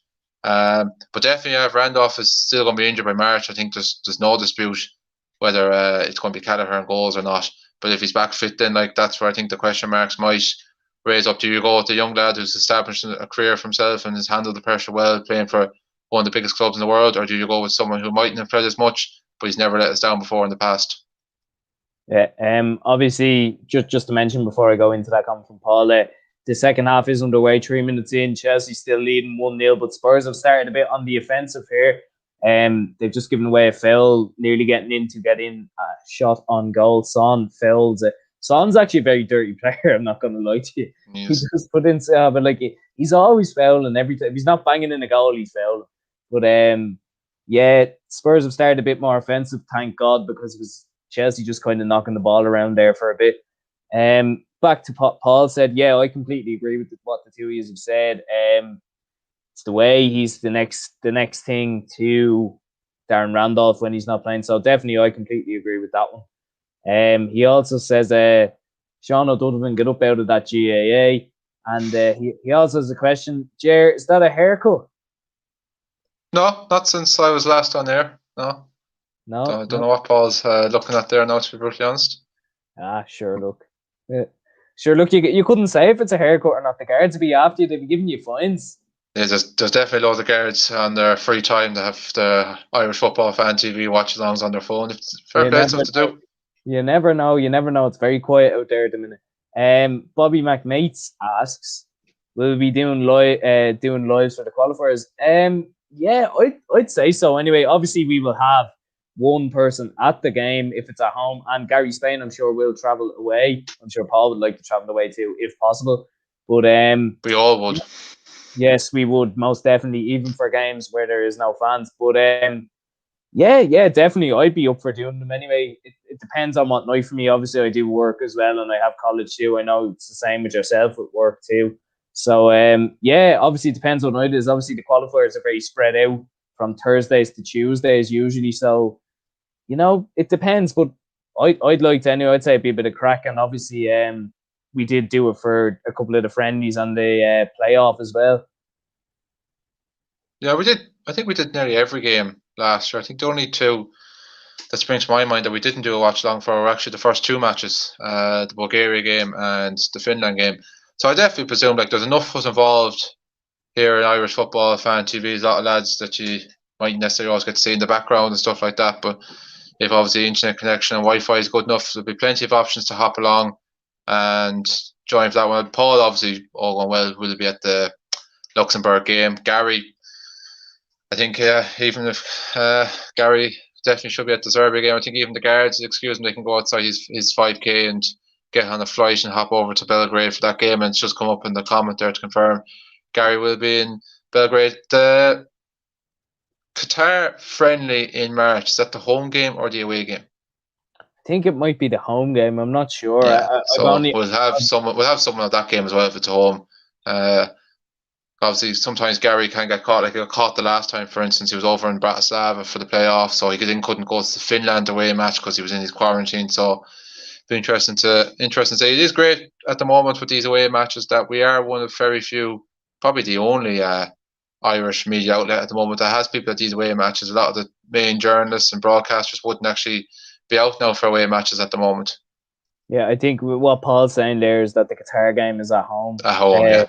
Paul will be at both the home games. Yeah, so I mean, I'm sure the watch-alongs can go along whilst they are at the game. Maybe we could do like a Gillette Soccer Saturday style thing and going over to the ground at half-time and having a chat, etc. And Paul says, yeah, we will for the live watch-alongs as well. Couple of other questions coming in now. This is an interesting opinion on Joe Hodge coming to the League of Ireland. What do you think yourself, man? I think it's good from an international prospect point of view because there's always going to be this question: will he, won't he fully declare? Will he switch over to England? I think being in the Irish club circle. Being in an Irish club, I think, could definitely help swing his mind if there is any potentials out there. So that was kind of one of the first things that sprung to my mind when I heard he was going to Derry City. I think it's a fantastic signing for Derry. I think it's very good for Joe for his development. He's only, I think, 17, 18 years of age, maybe a small bit more. So like he's only going to be playing under 23s at most with Manchester City. It's good for him now to get out, play a bit of men's football, toughen him up, develop his game a lot more, and it's a good decent standard for him. I think it'd be a good one to kind of raise the profile. I think he'd be the type of player that all going well when fans get back into the ground. I think he's the type of player that Derry fans will want to come along and watch and lift him out of their seat and get everyone to go to games. Just from what I've seen in the underage, I know it doesn't always work out that you can transfer your form from underage into senior level, but I do think he will be able to adapt to the League of Ireland from what I've seen at underage. He looks a very, very good prospect. I think it's great. I think it's great to have for the league to have an exciting young potential prospect like him in our league. We've lost a couple of big names during this transfer window, particularly Irish-based, the likes of Jack Browne and Danny Grant, and even losing Andre Wright as well. I know he wasn't Irish, but he was still someone who really excited us fans watching the game. So I think it's fantastic to see, and it's probably a good boost for Derry because they've kind of been seesawing over the last couple of years. They've been very up and down, very inconsistent. So it's something for their fans to be optimistic about going forward because, it's a big fan base up there. They probably feel they should be in Europe every season, and Joe could be a player to help them get back into there. Yeah, definitely. I think it's a good move for him. He'll definitely get game time when he does come over as well. And Paul actually says again, a lot of people said he's committed to Ireland, qualified through his grandmother. Well, hopefully that is the case. He's obviously a talented player, and hopefully it goes well for him at Derry this coming season. One more question in from Dave, an interesting one. Who do you reckon will start left back next month? Stephen's injured a lot lately. Play Doherty there or Manning? Personally, for me, I'd go for Manning. I seen Matt Doherty at left back last week against Liverpool. Obviously, it is against tougher opposition. But yes, he is predominantly right-footed. Obviously, he's a right back and a right wing back. So for me, I'd have to go for Manning because he plays left back and starts regularly for Swansea at a decent level and has done quite well since he's gone there too. I think you'll have to recheck that one, I'm afraid, Paul. Manning's played very little football for Swansea since he's joined. It's not been a good... No, he played the FA Cup a few weeks ago. Now, he's played the odd championship game, but most Saturdays, and I'm looking down at the team sheet, he seems to be on the bench for Swansea. It seems to be a disappointing move because he was doing very well at QPR last season. He kind of felt it was a good move for him to join from a mid-table championship club to a club pushing for promotion, but it hasn't happened out for him. I think he'll be looking for a move again in the summer. And to be brutally honest, I know it's only one game. It's unfair to judge a player by that, but I don't think he had the best of games either in his sole senior cap against Bulgaria. I thought he struggled a good bit. I wouldn't be particularly confident in having Ryan Manning there, particularly his lack of game time as well. Doherty, we touched on earlier, probably didn't have the best of games there for Spurs last week, but he has a good bit of experience there. He's played there with Ireland. I think he played that Georgia away game. It won't be a worry of concern if Stevens isn't fit, which is no certainty because he's been kind of very persistent with injuries this season with Sheffield United. And like I said, Doherty has as I mentioned, he's got experience of playing there, but like his performance last week against Liverpool, albeit I don't think he'll be up against the same standard players in the likes of Luxembourg or Serbia, you would have slight concerns. I think that could be made. Forget about like having choices for who can start in goals and start right back and centre back. Like we could be very, very limited when it comes to left back. Unfortunately, for me, I know you said Manning's a natural fit there, but I'm not sold on him, unfortunately, from his lack of game time with Swansea this season and his performance against Bulgaria. Yeah, that's fair enough. Obviously, I did make a mistake there. Maybe I was thinking... It's all right, Paul. It's all right. We all make mistakes. See, I seen him in the FA Cup a few weeks ago, like you mentioned. And obviously, it said he done well. And I don't know. I actually haven't seen Swansea that much at all this year. But I did see a bit of... Yeah, they're doing very well. And obviously, Conor Horan's just gone there as well. And he's starting very well for them, 2-2. I mean, it's a tough one to call, isn't it? Personally, I would go for him because he is a left-sided player, and I think Matt would obviously want to play on the right as well. Maybe he'd be happy to fill in, but I think that's just me. It's just the way I am. I think left-sided players are better off playing. When you have them, play them on that side. It's just me, though. I'm just awkward, I suppose. Paul's in again. He says Dan McDonald touched on it. So I think it's about Joe Hodge, is it? Yeah, the League of Ireland, yeah, tough guy. It's not a tough guy league anymore. Very good league for a young player development league. Yeah, I agree. I think it's gone like that the last while. Anyway, a lot of players have come through in the last 10 years or so. A lot of players have come through, done very well. Young players and come on loan from other clubs as well and done well.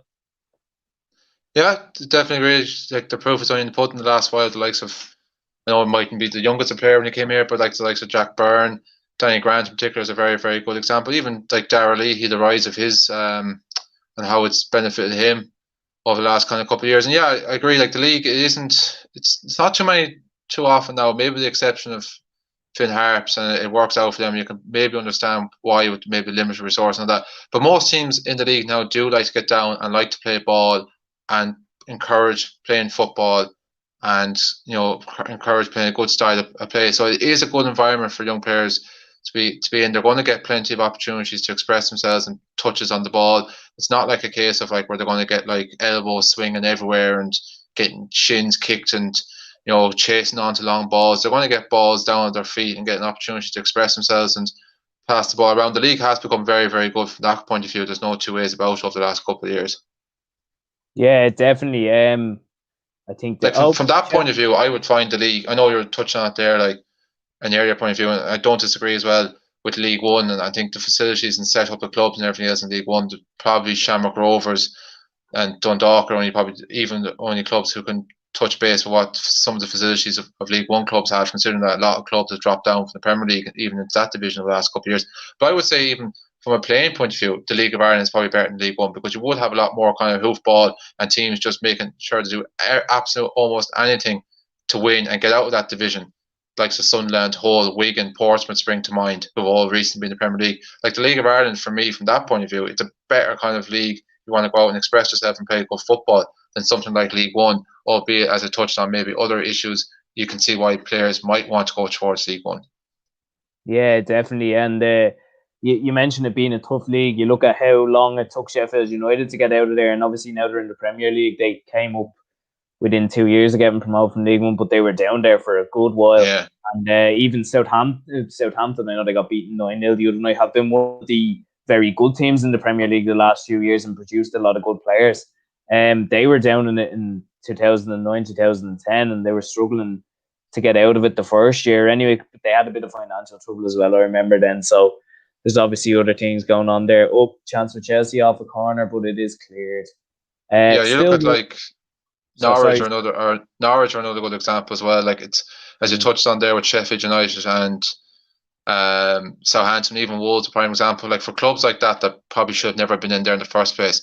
Once you get out of it, like you can just see what a big difference it makes, and it doesn't actually take that long to get back up to the Premier League. Southampton and Norwich are prime examples. They got back-to-back promotion. Bournemouth got 2 promotions in 3 seasons, well, in recent times, well, Eddie Howe, and were very much longly established as a Premier League club until the relegation last summer. So it is really just one of them leagues. Get out when you can, because the longer you stay down there, the longer it's hard to get out. It took Leeds 3 seasons. This is now Sunderland's 3rd season. Charlton, who were a good established Premier League club for a long time, they're always yo-yoing between it over the last couple of years. It's just one of them leagues that you need to kind of get out of it. Yeah, definitely. And we have another Matthew was just talking about this match here. Not a great watch this match. No, it is not, but it is 2 minnows involved, so that is right. That's a rich statement from an Arsenal fan. We're still bigger than the 2 of them. Don't start. Dave says, like watching Ireland play in 2020. It was a bit of a slog watching Ireland, even though we still support them all the way through it. It was tough at times. But look, hopefully once we get going again now in March, it will be a good watch again. Fingers crossed. Yeah, obviously, one more thing we were saying we wanted to talk about was the release of the League of Ireland fixtures on Monday. The Premier Division fixtures anyway, not the First Division. So we'll start off with your club, St. Pat's, playing away to Rovers. Obviously, it's a bit away, just over a month away. Good start for you. What do you think? Yeah, 6 weeks this Friday now until the league is back running. Of course, the last couple of years would normally only be just a week or 2 away from it. It's been a mid-February start, but obviously with COVID and with last season being delayed, we're back into a kind of a mid-March season, which once upon a time it used to be. No, I don't think you can be too happy with that start of the season. You're going away to the champions, so it's not an ideal start, who are also going to have the benefit of having played the President's Cup final the previous week, so they're going to be at least guaranteed a game, a competitive game under their belt. Pats at the moment still looking to add to their squad. Obviously got a goalkeeper in the last day from Liverpool. Probably could do with at least another goalkeeper for backup. There's been a couple of decent signings this week. Ronan Coughlin is probably the most encouraging one, because I think a goal scorer is something that is badly needed from our point of view. The void of Christy Fagan from his heyday for me still hasn't been filled. So no, that's not the most appetising of fixtures, unfortunately for me. We don't have the worst of records at Tala. We got a draw last season towards the end of the season. We probably should have won that game, but Rovers were in celebratory move. They were lifting the trophy afterwards. I remember going to a game there the tail end of the 2019 season. Would have been one of Stephen O'Donnell's first games in charge, and we got a draw there. Probably kind of could have and maybe should have won it, but I think you have to go back. I think 2015, 16, possibly 15. I think it's the last time Pats have won there, so we don't overly have a great record at Tala Stadium. And I think if I had to be truthful here, I don't see Pats making a winning start to the season.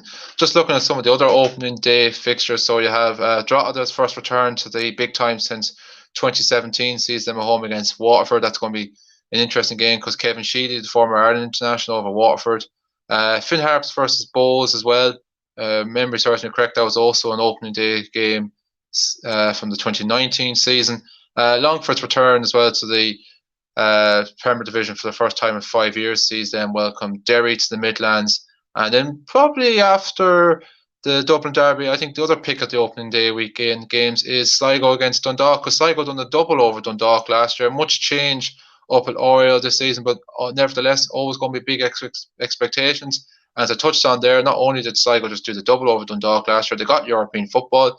So there's going to be a good buzz for the Bitter Red heading into the new season. That's a game I'm going to be looking forward to, actually, I think. Yeah, definitely. A couple of seasons ago, that was the opening game as well, wasn't it? And Sligo got a draw against them. I think it was 2019. That's right, yeah. Yeah, obviously that was up in Oriel at the time. But yeah, it's a tough game to call. Obviously, you mentioned they done the double. Sligo had a great end to the season last year. Before COVID, they had no points. I seen them against Bowes, and they were very, very like they were going to do very little, you know. And then I seen them against UCD in the cup a couple of weeks into coming back from COVID, and obviously UCD are a division below them, but even still they were one down, and they battled back well and got the result in the end that night. Ended up getting to the cup semi-finals as well. They always have a good record in the cup, though, Sligo. Yeah, it's a tough one to call. We won't know what Dundalk will be like. Obviously, there's a bit of change down there as well. They've kept some of the lads on, but there is a bit of change. Obviously, Dane Massey's gone out, Sean Gannon as well, a couple of others. So, yeah, it's an interesting one. But tough start for Dundalk anyway. But it'll be interesting to see how they start and what we will expect from them this season. Yeah, just looking down through some of the rest of the fixtures here in front. We don't have to wait long for probably the most anticipated fixture of the season. A lot of people think it's going to be between the title, Dundalk and Rovers. That's in Tala Stadium, so it's going to be Rovers against Dundalk. That's on the 2nd of April, so that's week 3. Then the following week, week 4, you got Dundalk at home against Bowes. That's probably going to be another big game as well, in terms of certainly possibly challenging for the title and in the battles for European places. Even that game week 3 as well, the same night that Shamrock Rovers play Dundalk, you've got Bowes against St. Pat's at Daymount. That's always going to be a good game. A Dublin Derby as well. You know, a couple of Dublin Derbies early on for St. Pat's. They don't have the best of record in them Dublin Derbies. Bowes is the complete opposite. They actually seem to love Dublin Derbies for one reason or another. Game week 5, the 17th of April, you got the North West Derby between Sligo and Finn Harps. Always a feisty game up there. Just even looking down then for the rest of the fixtures, anything else kind of standing out as we go through April. April 23rd, the first kind of big Dublin derby, I suppose, of the season. Shamrock Rovers and Bowes, that's in Tala. That same night as well, you've got the Loud derby for the first time in the league in a couple of years. It touched on Dundalk versus Drogheda. So kind of even just looking at it there, every kind of game week, there always seems to be two kind of good fixtures that stand out and grab your attention, and kind of think, even from a neutral point of view, that's a game I'd like to watch. Yeah, definitely, I agree. You've ran through them there. some ones definitely stand out. Obviously, I've seen a lot of Longford and Drogheda last year in the first division. They both got promoted. Obviously, two very strong sides and good additions to the league. They'll be tough to beat. You mentioned the Louth derby against Dundalk. Probably not as one-sided as it was for the last while now. You look at the players Drogheda have brought in. Gary Deegan has come in as well. The players they had there anyway in the first place, the two centre-halves, Derek Prendergast and Hugh Douglas, that's two players who I'd consider would get into most Premier Division sides as well, from me looking at it from an outset. But yeah, definitely some very interesting fixtures there. It'd be interesting to see how they get on. Obviously, seeing Longford a couple of times on their running last year, obviously beating my team Shells in the end to get promoted. Darragh Doyle was actually a big fan of me going to the games in the end because he always thought I brought them good luck. I seen them 4 times last year and they won all 4 games. So that's just the way. So he always used to say to me, "Oh, you're good luck you are. When you're here, you're always getting an interview and we always win." So that's what he said to me. So I'll be looking forward to seeing Longford again, obviously up against the likes of Bows, Pats, and when they're up in Tala against Rovers as well, because obviously I don't drive, so I will not be going down the country, unfortunately. Just to let you know as well, Paul, Darragh Doyle has probably booked a hotel room in you for Longford every night they have a home game now, just so you can get down to the games. And he'll probably pay for your train ticket as well down from Connolly Station to Longford. I'd actually love to go. I mean, they play a nice bit of football. They've got some good players there. You know, the likes of Rob Manley up top is a very good player, very good. Got the goal that got them up in the end. And then you have Aid Irvin and Dean Zambra in midfield as well. Aid Irvin's a very talented young player, and he was brilliant in that semi-final against Galway as well. Or semi-final. They had 2 finals for that promotion relegation playoff. Very confusing, but look, that's the way. They've got some good players there, Longford. They'll be tough to beat, especially down in Bishopsgate as well. That's what the ground's called now, isn't it? I still think of it as Flanker Park. Flanker Park, yeah. Yeah. I still think of it as that. But yeah, it'll be tough for them as well. And I mentioned Drogheda too. I mean, a squad, definitely a Premier Division squad anyway last season from what I thought. I thought they were going to run away with that league last year, but a couple of bad home results hampered them along the way. But yeah, they've got some very good players. Then they brought in very well too. So be interesting to see how these teams get on. You mentioned Bowes as well too. Obviously, there's been a couple of lads that have gone out, a couple of lads that have come in. We don't really know what to expect from them this season, but yeah, it'll be interesting to see because there's so many changes, even with Rovers as well. The players who've gone out, obviously Aaron McAniff went out on Monday as well, and Danny Mandrew's come in. Jack Byrne went out as well. Probably sees the return of Ronan Finn to centre mid as well, realistically thinking. Yeah.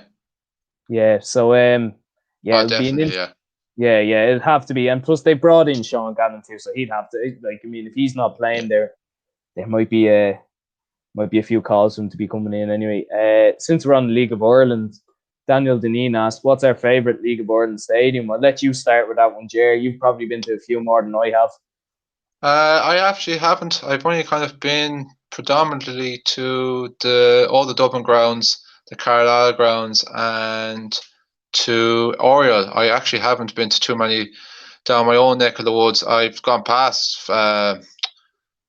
Bishopsgate, as it's now known as in Longford, as it's on my way into town from the Strokestown Road. It does look a very, very nice stadium and always comes across well on TV. Likewise as well with the showgrounds in Sligo. Always looks very well. Probably be hard to look past just for overall facilities and the layout of the ground and just everything kind of about. In fairness, Tala Stadium is a fantastic stadium as well. But I do have to say, for atmosphere, I love going to Dalymount Park when there used to be crowds back in there. I wasn't at any games last season in Dalymount when they had crowds. I was at a few towards the end of the season, but I was there a good bit for another media source in the 2019 season. Oh, the atmosphere there always used to be kind of buzzing and electric, and always used to be a great buzz outside the grounds as well. You know, Phibsborough is a good built-up area, good plenty of pubs, not too far from the city centre. Obviously, they have their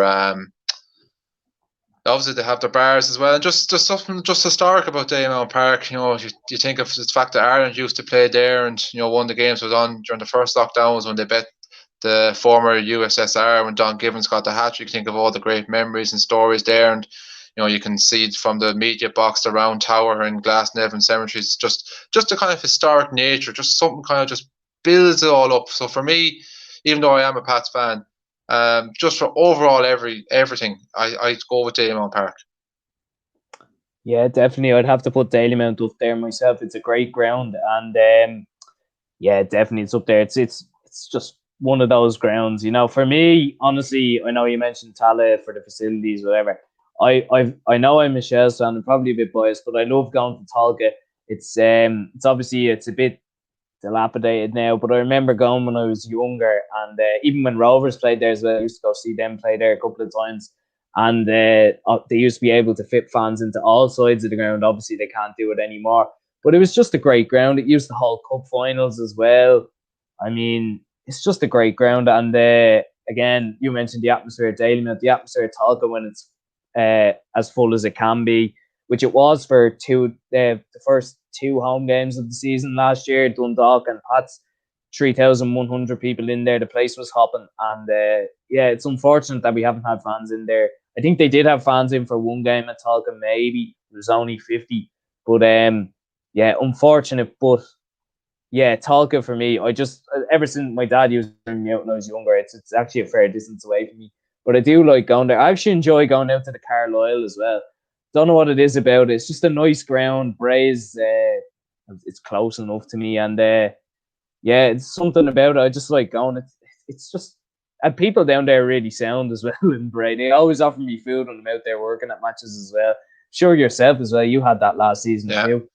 Yeah, I know they're nice people down there as well. So, and I know a couple of people who work for Bray too. So that's another reason for me too. But yeah, Tolka and the Carlisle for me. Yeah, I think if you're to go down the category like good away days, I think definitely from a Dublin club point of view, it is hard to beat breaks. You get the train down from, I suppose, anywhere you can get from Connolly, Tara, Pearse Street, any of them main city centre train stops. It's only usually 35, 40 minutes.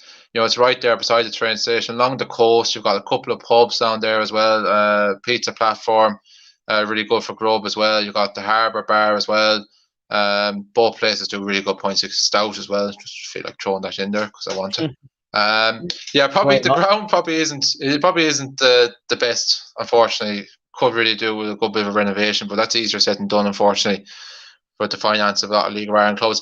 But yeah, they do always look after you very, very well down there. I was down there for a cup game last year in the Petfin Harps. You are well looked after. I did have a bit of a job to find my way into the ground. Yeah, they've changed that. They've changed because of COVID. It's down the other end, and you always come up by the Bray Bowl, and obviously with the dart station that way as well, and you're walking all the way around. But look, that's the way. And nearly 2-0 to Chelsea. Good save by Lloris from Mason Mount.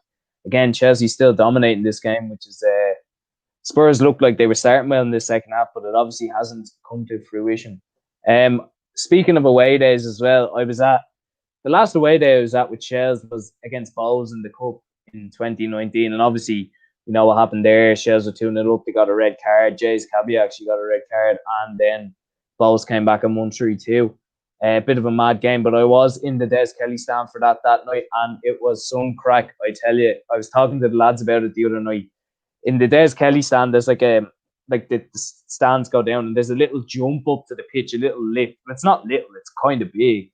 And there's old fellas easily in their 70s. I've seen leap it like it was nothing to get onto the horde and just start smacking it because I think Dean Delaney was in the goal for Shells, and he was coming back and he was getting in with the crowd and all. It was gas. It was brilliant.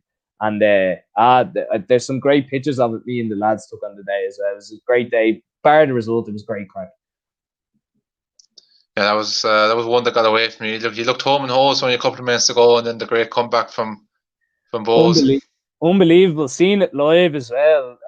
I don't know. And the three Bowes goals were all in the goal at our end as well. So we got great viewing of them going into the goal, obviously. But sure, look, that's the way. Shells didn't end up getting promoted. Now they've got the opportunity to do that again this year. Hopefully that is the case. They do look very strong this year. They've brought in top scorer from the first division last year, Yo-Yo Maddy.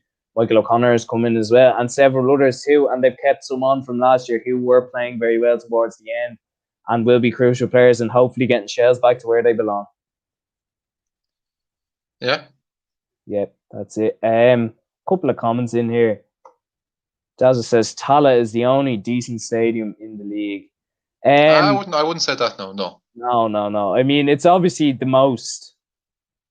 It's the most like it's still kind of new, even though it's the benchmark. Definitely, there's no two ways about it. Everything that, because I know from going there before as well, with the press and everything else like that, just the facilities, even behind the stands and stuff like that, it's top notch. It's very much, I'd say, very close to what you could see in Championship level.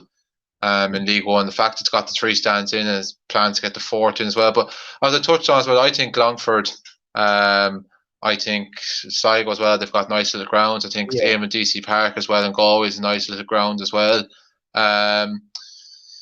Yeah, there are a couple of grounds that do leave a bit desired. Like, as much as I love the atmosphere and everything else, like Derry Park, but no more than as you touched on with talk of the place has fallen down. You've only got 2 stands you can kind of go into. Like, it's amazing to think, as you touched on, like Shelbourne sold out for the 2 home games last year, over 3,000 people. Like, that's not even about full use of talk of, like, if it ever was to get renovated or was properly looked after, wasn't state, like, think of the crowds that could have been in there, you probably would be talking at least double that. Likewise with Derry Park, you could be talking up to 5,000-6,000 there every week, which would be really, really good as well. Like, so no, there are a couple of nice, and obviously Cork as well for attendance wise, like it can, Turner's Cross can hold up to over 7,000. Ireland played a friendly game there against Belarus not that long ago as well, so that's obviously very impressive as well too. Yeah, obviously I haven't been to those grounds myself, but I've heard stories about Turner's Cross, and it looks like a great ground as well. The showgrounds, actually, speaking of that, Sligo released a virtual tour of their ground there the other day online, if anyone wants to have a look at it.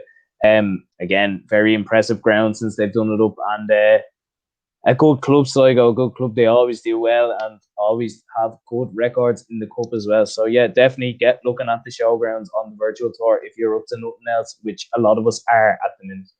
They're like the Arsenal of Irish football. They love a cup ground. So, look, listen, I'm still annoyed. I'd never mind losing on Tuesday. I'm still annoyed that they lost to Southampton in the cup a couple of weeks ago, and then beat them 3-1 the Tuesday after. I'm still sick about it. I hate going out of the cup because it's the only thing we have a chance of winning. I thought you were going to say you're still sick from losing the 2011 Cup final penalties to Sligo. Yeah. Oh God. Yeah. That's actually, speaking of Sligo in the cups, the first cup final at the Aviva, the new one obviously was Rovers and Sligo. That's right. Yeah. Hands down, the worst football match I've ever. That was awful. Hands down, like the penalties, even the penalties were bad. It was 2-0 on penalties. Like, even like, that's horrific. Like, I know penalties are very tough. Listen, I've missed penalties in my time. I'm sure you have as well. But to only score 2 penalties is just, it's madness. It's madness. And yeah, but honestly, one of the worst football matches I've ever been at in my life. Which is a shame because there was a good crowd there that day, I remember as well. Yeah. I think that was the closest crowd to the last final where there was over 35,000. I think it was Dundalk and Rovers, the last one that had fans. Obviously not this year's one, but I think that was the closest one to it. Anyway, the cup finals are great. I had great because I have a season ticket holder. I get upgraded. The same, yeah. Yeah, yourself. You get upgraded to the I call it the prawn sandwich area, but God, I had some day there. It was me and I brought a couple of my mates who maybe weren't interested in football as much as me, say, because a couple of the other lads didn't want to go or couldn't go because of work.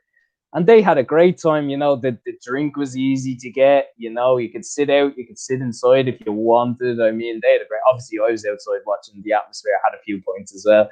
And great game. I mean, I remember Michael Duffy's goal hitting the back of the net. That was some finish, that one that was as well. And I really enjoyed that cup final in comparison to the other one, which was an absolute disaster. Were you there in 2011 when you lost to Sligo?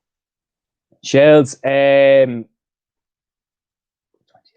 I'd say, yeah, I would have been. Yeah. Sorry, I forgot there. I was trying to think. Yeah, I would have been. Yeah.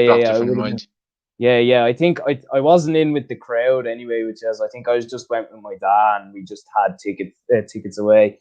I think they're the only 3 cup finals I've been to in the Aviva, because obviously I've been working the last while, and getting Sundays off proves troublesome, and obviously it's always on a Sunday. But yeah, I've been to those 3, and I mean, that was unfortunate that night. But look, Sligo, as we've talked about already, just have a good record in the cup, and like Arsenal, sometimes it's just meant to be. That is true.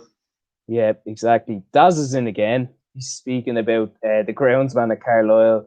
Told me the board had big plans to develop the Carlisle grounds over 20 years ago. Lol. It's probably a tough one to do, to be honest. Just the locations. You wouldn't know. I think, like, obviously maybe it does need a bit of redevelopment, but it does. Yeah, it does. It does. But so you could no say point. that about all the grounds, bar maybe the showgrounds, which is just had a Tala, and then the rest could all do with a lick of paint, is what they say. Obviously, it needs more than a lick of paint, but I think Derry, in fairness, they've done a good job with the redevelopment of the Ryan McBride, Brandywell, in fairness. Yeah, Derry, sorry. Again, it's gas when these things slip your mind and they make you look like a fool. Yeah. Yeah, obviously. So anyway, only 7 minutes left here. Chelsea still leading 1-0. Hasn't been a great game, but look, that's mainly down to Jose Mourinho, I suppose, and it never really is when he's involved. Look, it hasn't been a great game, Paul, but sure, as Father Vincent Sack says in Father, we've had our fun, and that's all that matters. Exactly. We've had good. And if there's anyone else who wants to get involved for the last 5 minutes of the game and added time, talk about anything. We're just chatting about the League of Ireland there. You can chat about anything. Get your comments in before we do go offline. So yeah. Ger, what are your hopes for Pats this season? Obviously it's been, they're playing Rovers' first game. What do you think? Obviously Pats are always a tough one for me to judge. You don't really know what's going to happen, to be honest. Like, I seen them last year, they started defeat to Waterford, then I think they won the second game, and then they lost to Shells as well. So what do you think yourself? Yeah, I suppose the break up of the league, you couldn't exactly say it kind of was a good thing or it broke up momentum for them last year. They were, as you touched on, very hit and miss first 4 games of last season, 2 wins, 2 losses. I think the aim and expectation, as is for all season for Pats, is to get back into Europe. It's been a long time. I think 2015 was the last time they actually qualified for Europe through the league places without, obviously, I know they got in there a couple of years ago with the Waterford situation. So that is a disappointment. Every year I kind of go in thinking like, oh, we signed well this season. Like, I remember a couple of years ago when we brought in Chris Forrester, Rhys McCabe from Sligo, Harry Kenny, start of a new era. After Liam Buckley, I was thinking this is really going to take off. And they started that season really well. They won their opening 2 games, but they just ended up being a false dawn. And kind of similar to last season again, I kind of thought like a couple of good signings, new manager in again. And as I touched on again, up and down starts the season, and it just continued that way after the resumption of the league in July. Like, again, you think things are going to take off after a very good point away to Dundalk. 3 days later, they lose at home to Derry, and that just was Pat's season for the remaining couple of games. I think it's possibly no harm, and the way I'm going to look is just go in with no expectations, because the last couple of years you're going to think we're going to get Europe, and you end up being bitterly disappointed. Like, Pats were in a decent position towards the end of last season to get Europe with a couple of games in hand in their favour, and one of them was to kick it all off was that game away to Finn Harps, and they end up losing that 3-2, and that probably just killed any hope and momentum of European football. So it is hard to know. It's hard to know as well with signings. Again, like, it takes a while to kind of settle in.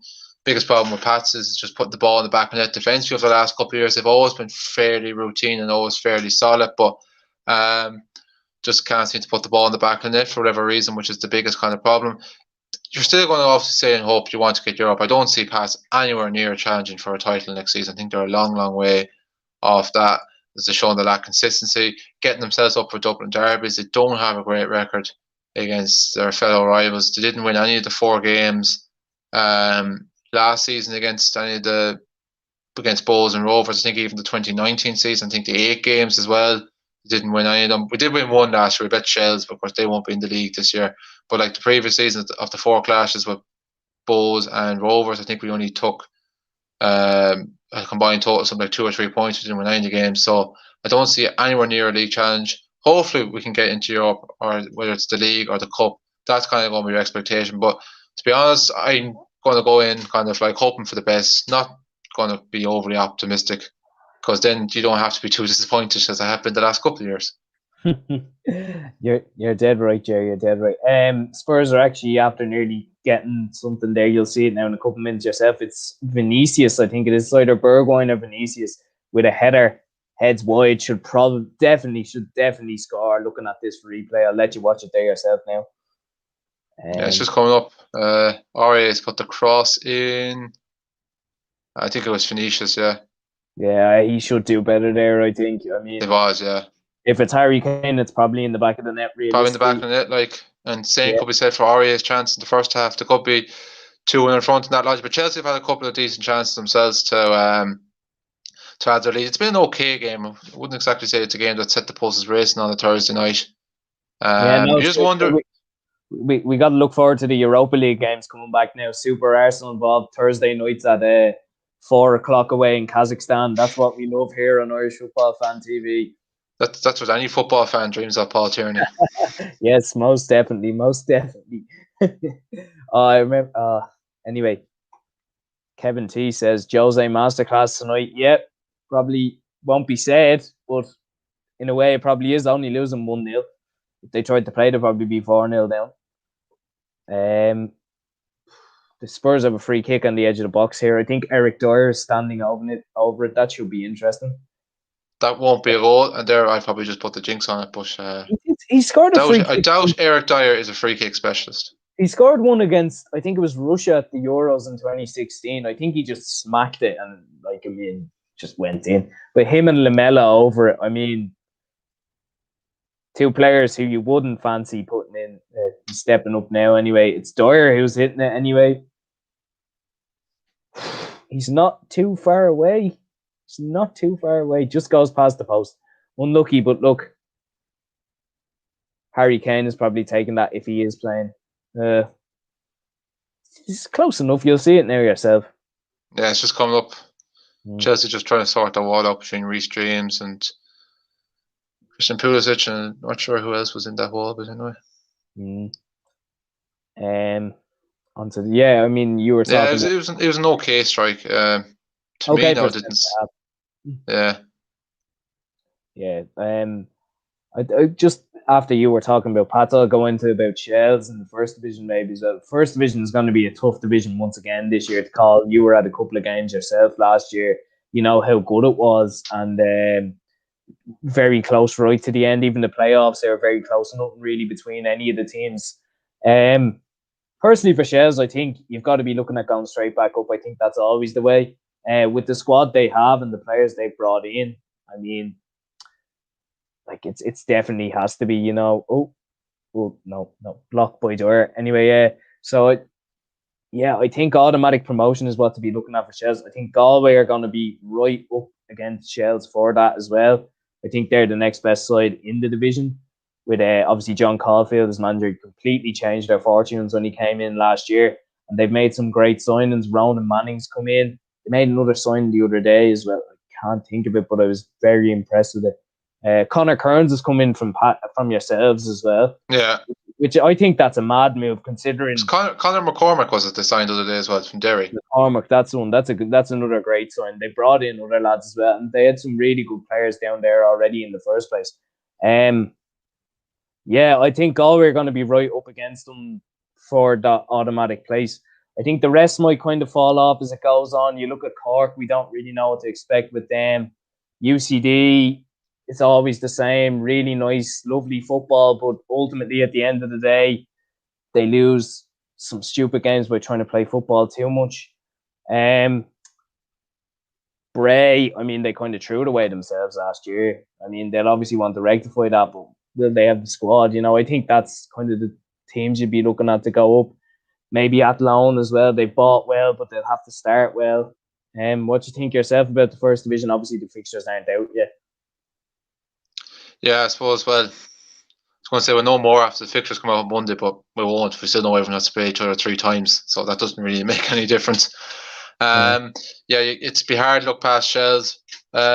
Probably were a little bit unlucky to be relegated last year. You felt that after that couple of wins against Waterford and Sligo, they'd done enough, and then Finn Harps came from nowhere and had a great run. and managed then to pip them for the relegation playoff. I actually thought they were going to beat Longford in that game. I was surprised they even lost that match, to be brutally honest. But no, they've recruited well. They've got a lot of players.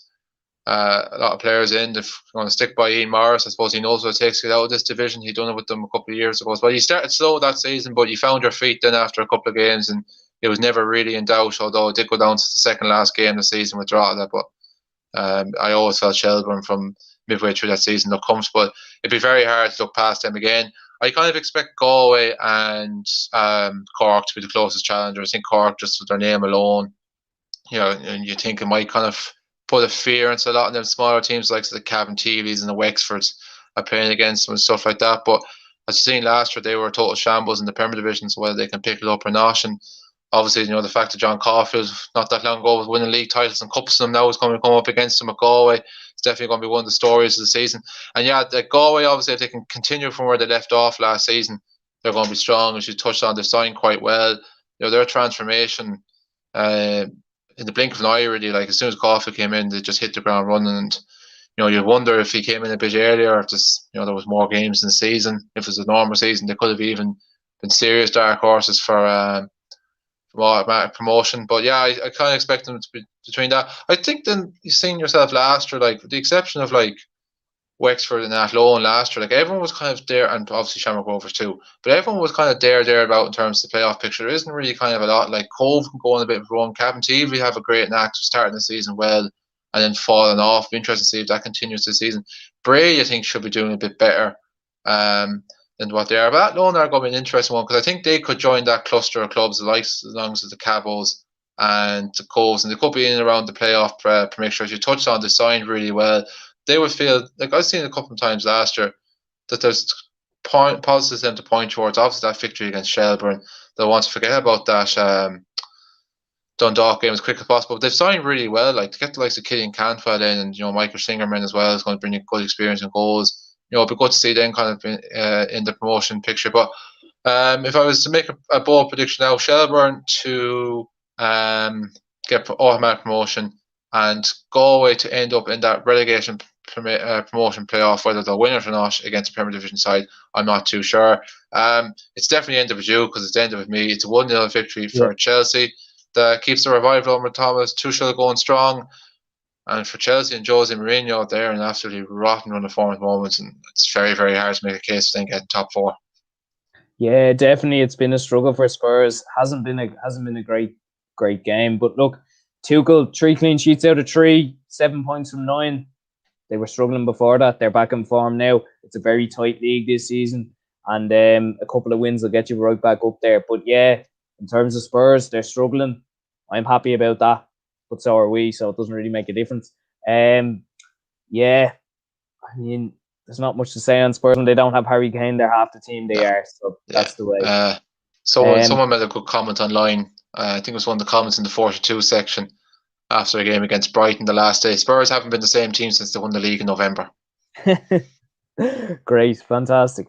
I think they need to win a cup or something. I think they might actually win the League Cup if Harry Kane. They will not. I think they might. They usually do well against City. If Harry Kane is back, they have a chance. Ush Bosch is in as well. He thinks Harps to win the league. Yeah, I agree. Yeah, with Ollie Horgan in charge, anything can happen. That's all we'll say on that. Yep, and Kevin also says as well, what a terrible game. Thanks for stream, lads. Made the game more bearable. Always glad to help. Yep, and just we'll leave on this one. Ush Bosch saying, being serious, to see Bowles making a stronger challenge this year. It's tough to me. It's tough to say because of the squad changes. It's. I think it's tough to call. I don't know about Bowles myself. There's still a lot of players there. You've seen them a lot yourself. They could lose to Finn Harps at home. They could lose to Waterford at home. Then they could beat Rovers at home. You don't know. That's the thing. I think when we're coming towards the business end of the season next year, I'd be very surprised if Shamrock Rovers don't already have one hand in the trophy by that stage. They won it with 3 or 4 games to spare this year. I'd probably looking at something similar again this season, to be brutally honest. Yeah, probably. Anyway, we'll call it up there. Ger, thanks very much. Good to see you, and hopefully we're doing a few more throughout the next few weeks. Same to yourself, Paul. It's a pleasure as always. Hope everyone's keeping safe out there and getting through lockdown as best they can. Yeah, thanks everyone for watching. Thanks for the comments and stay safe out there. Cheers.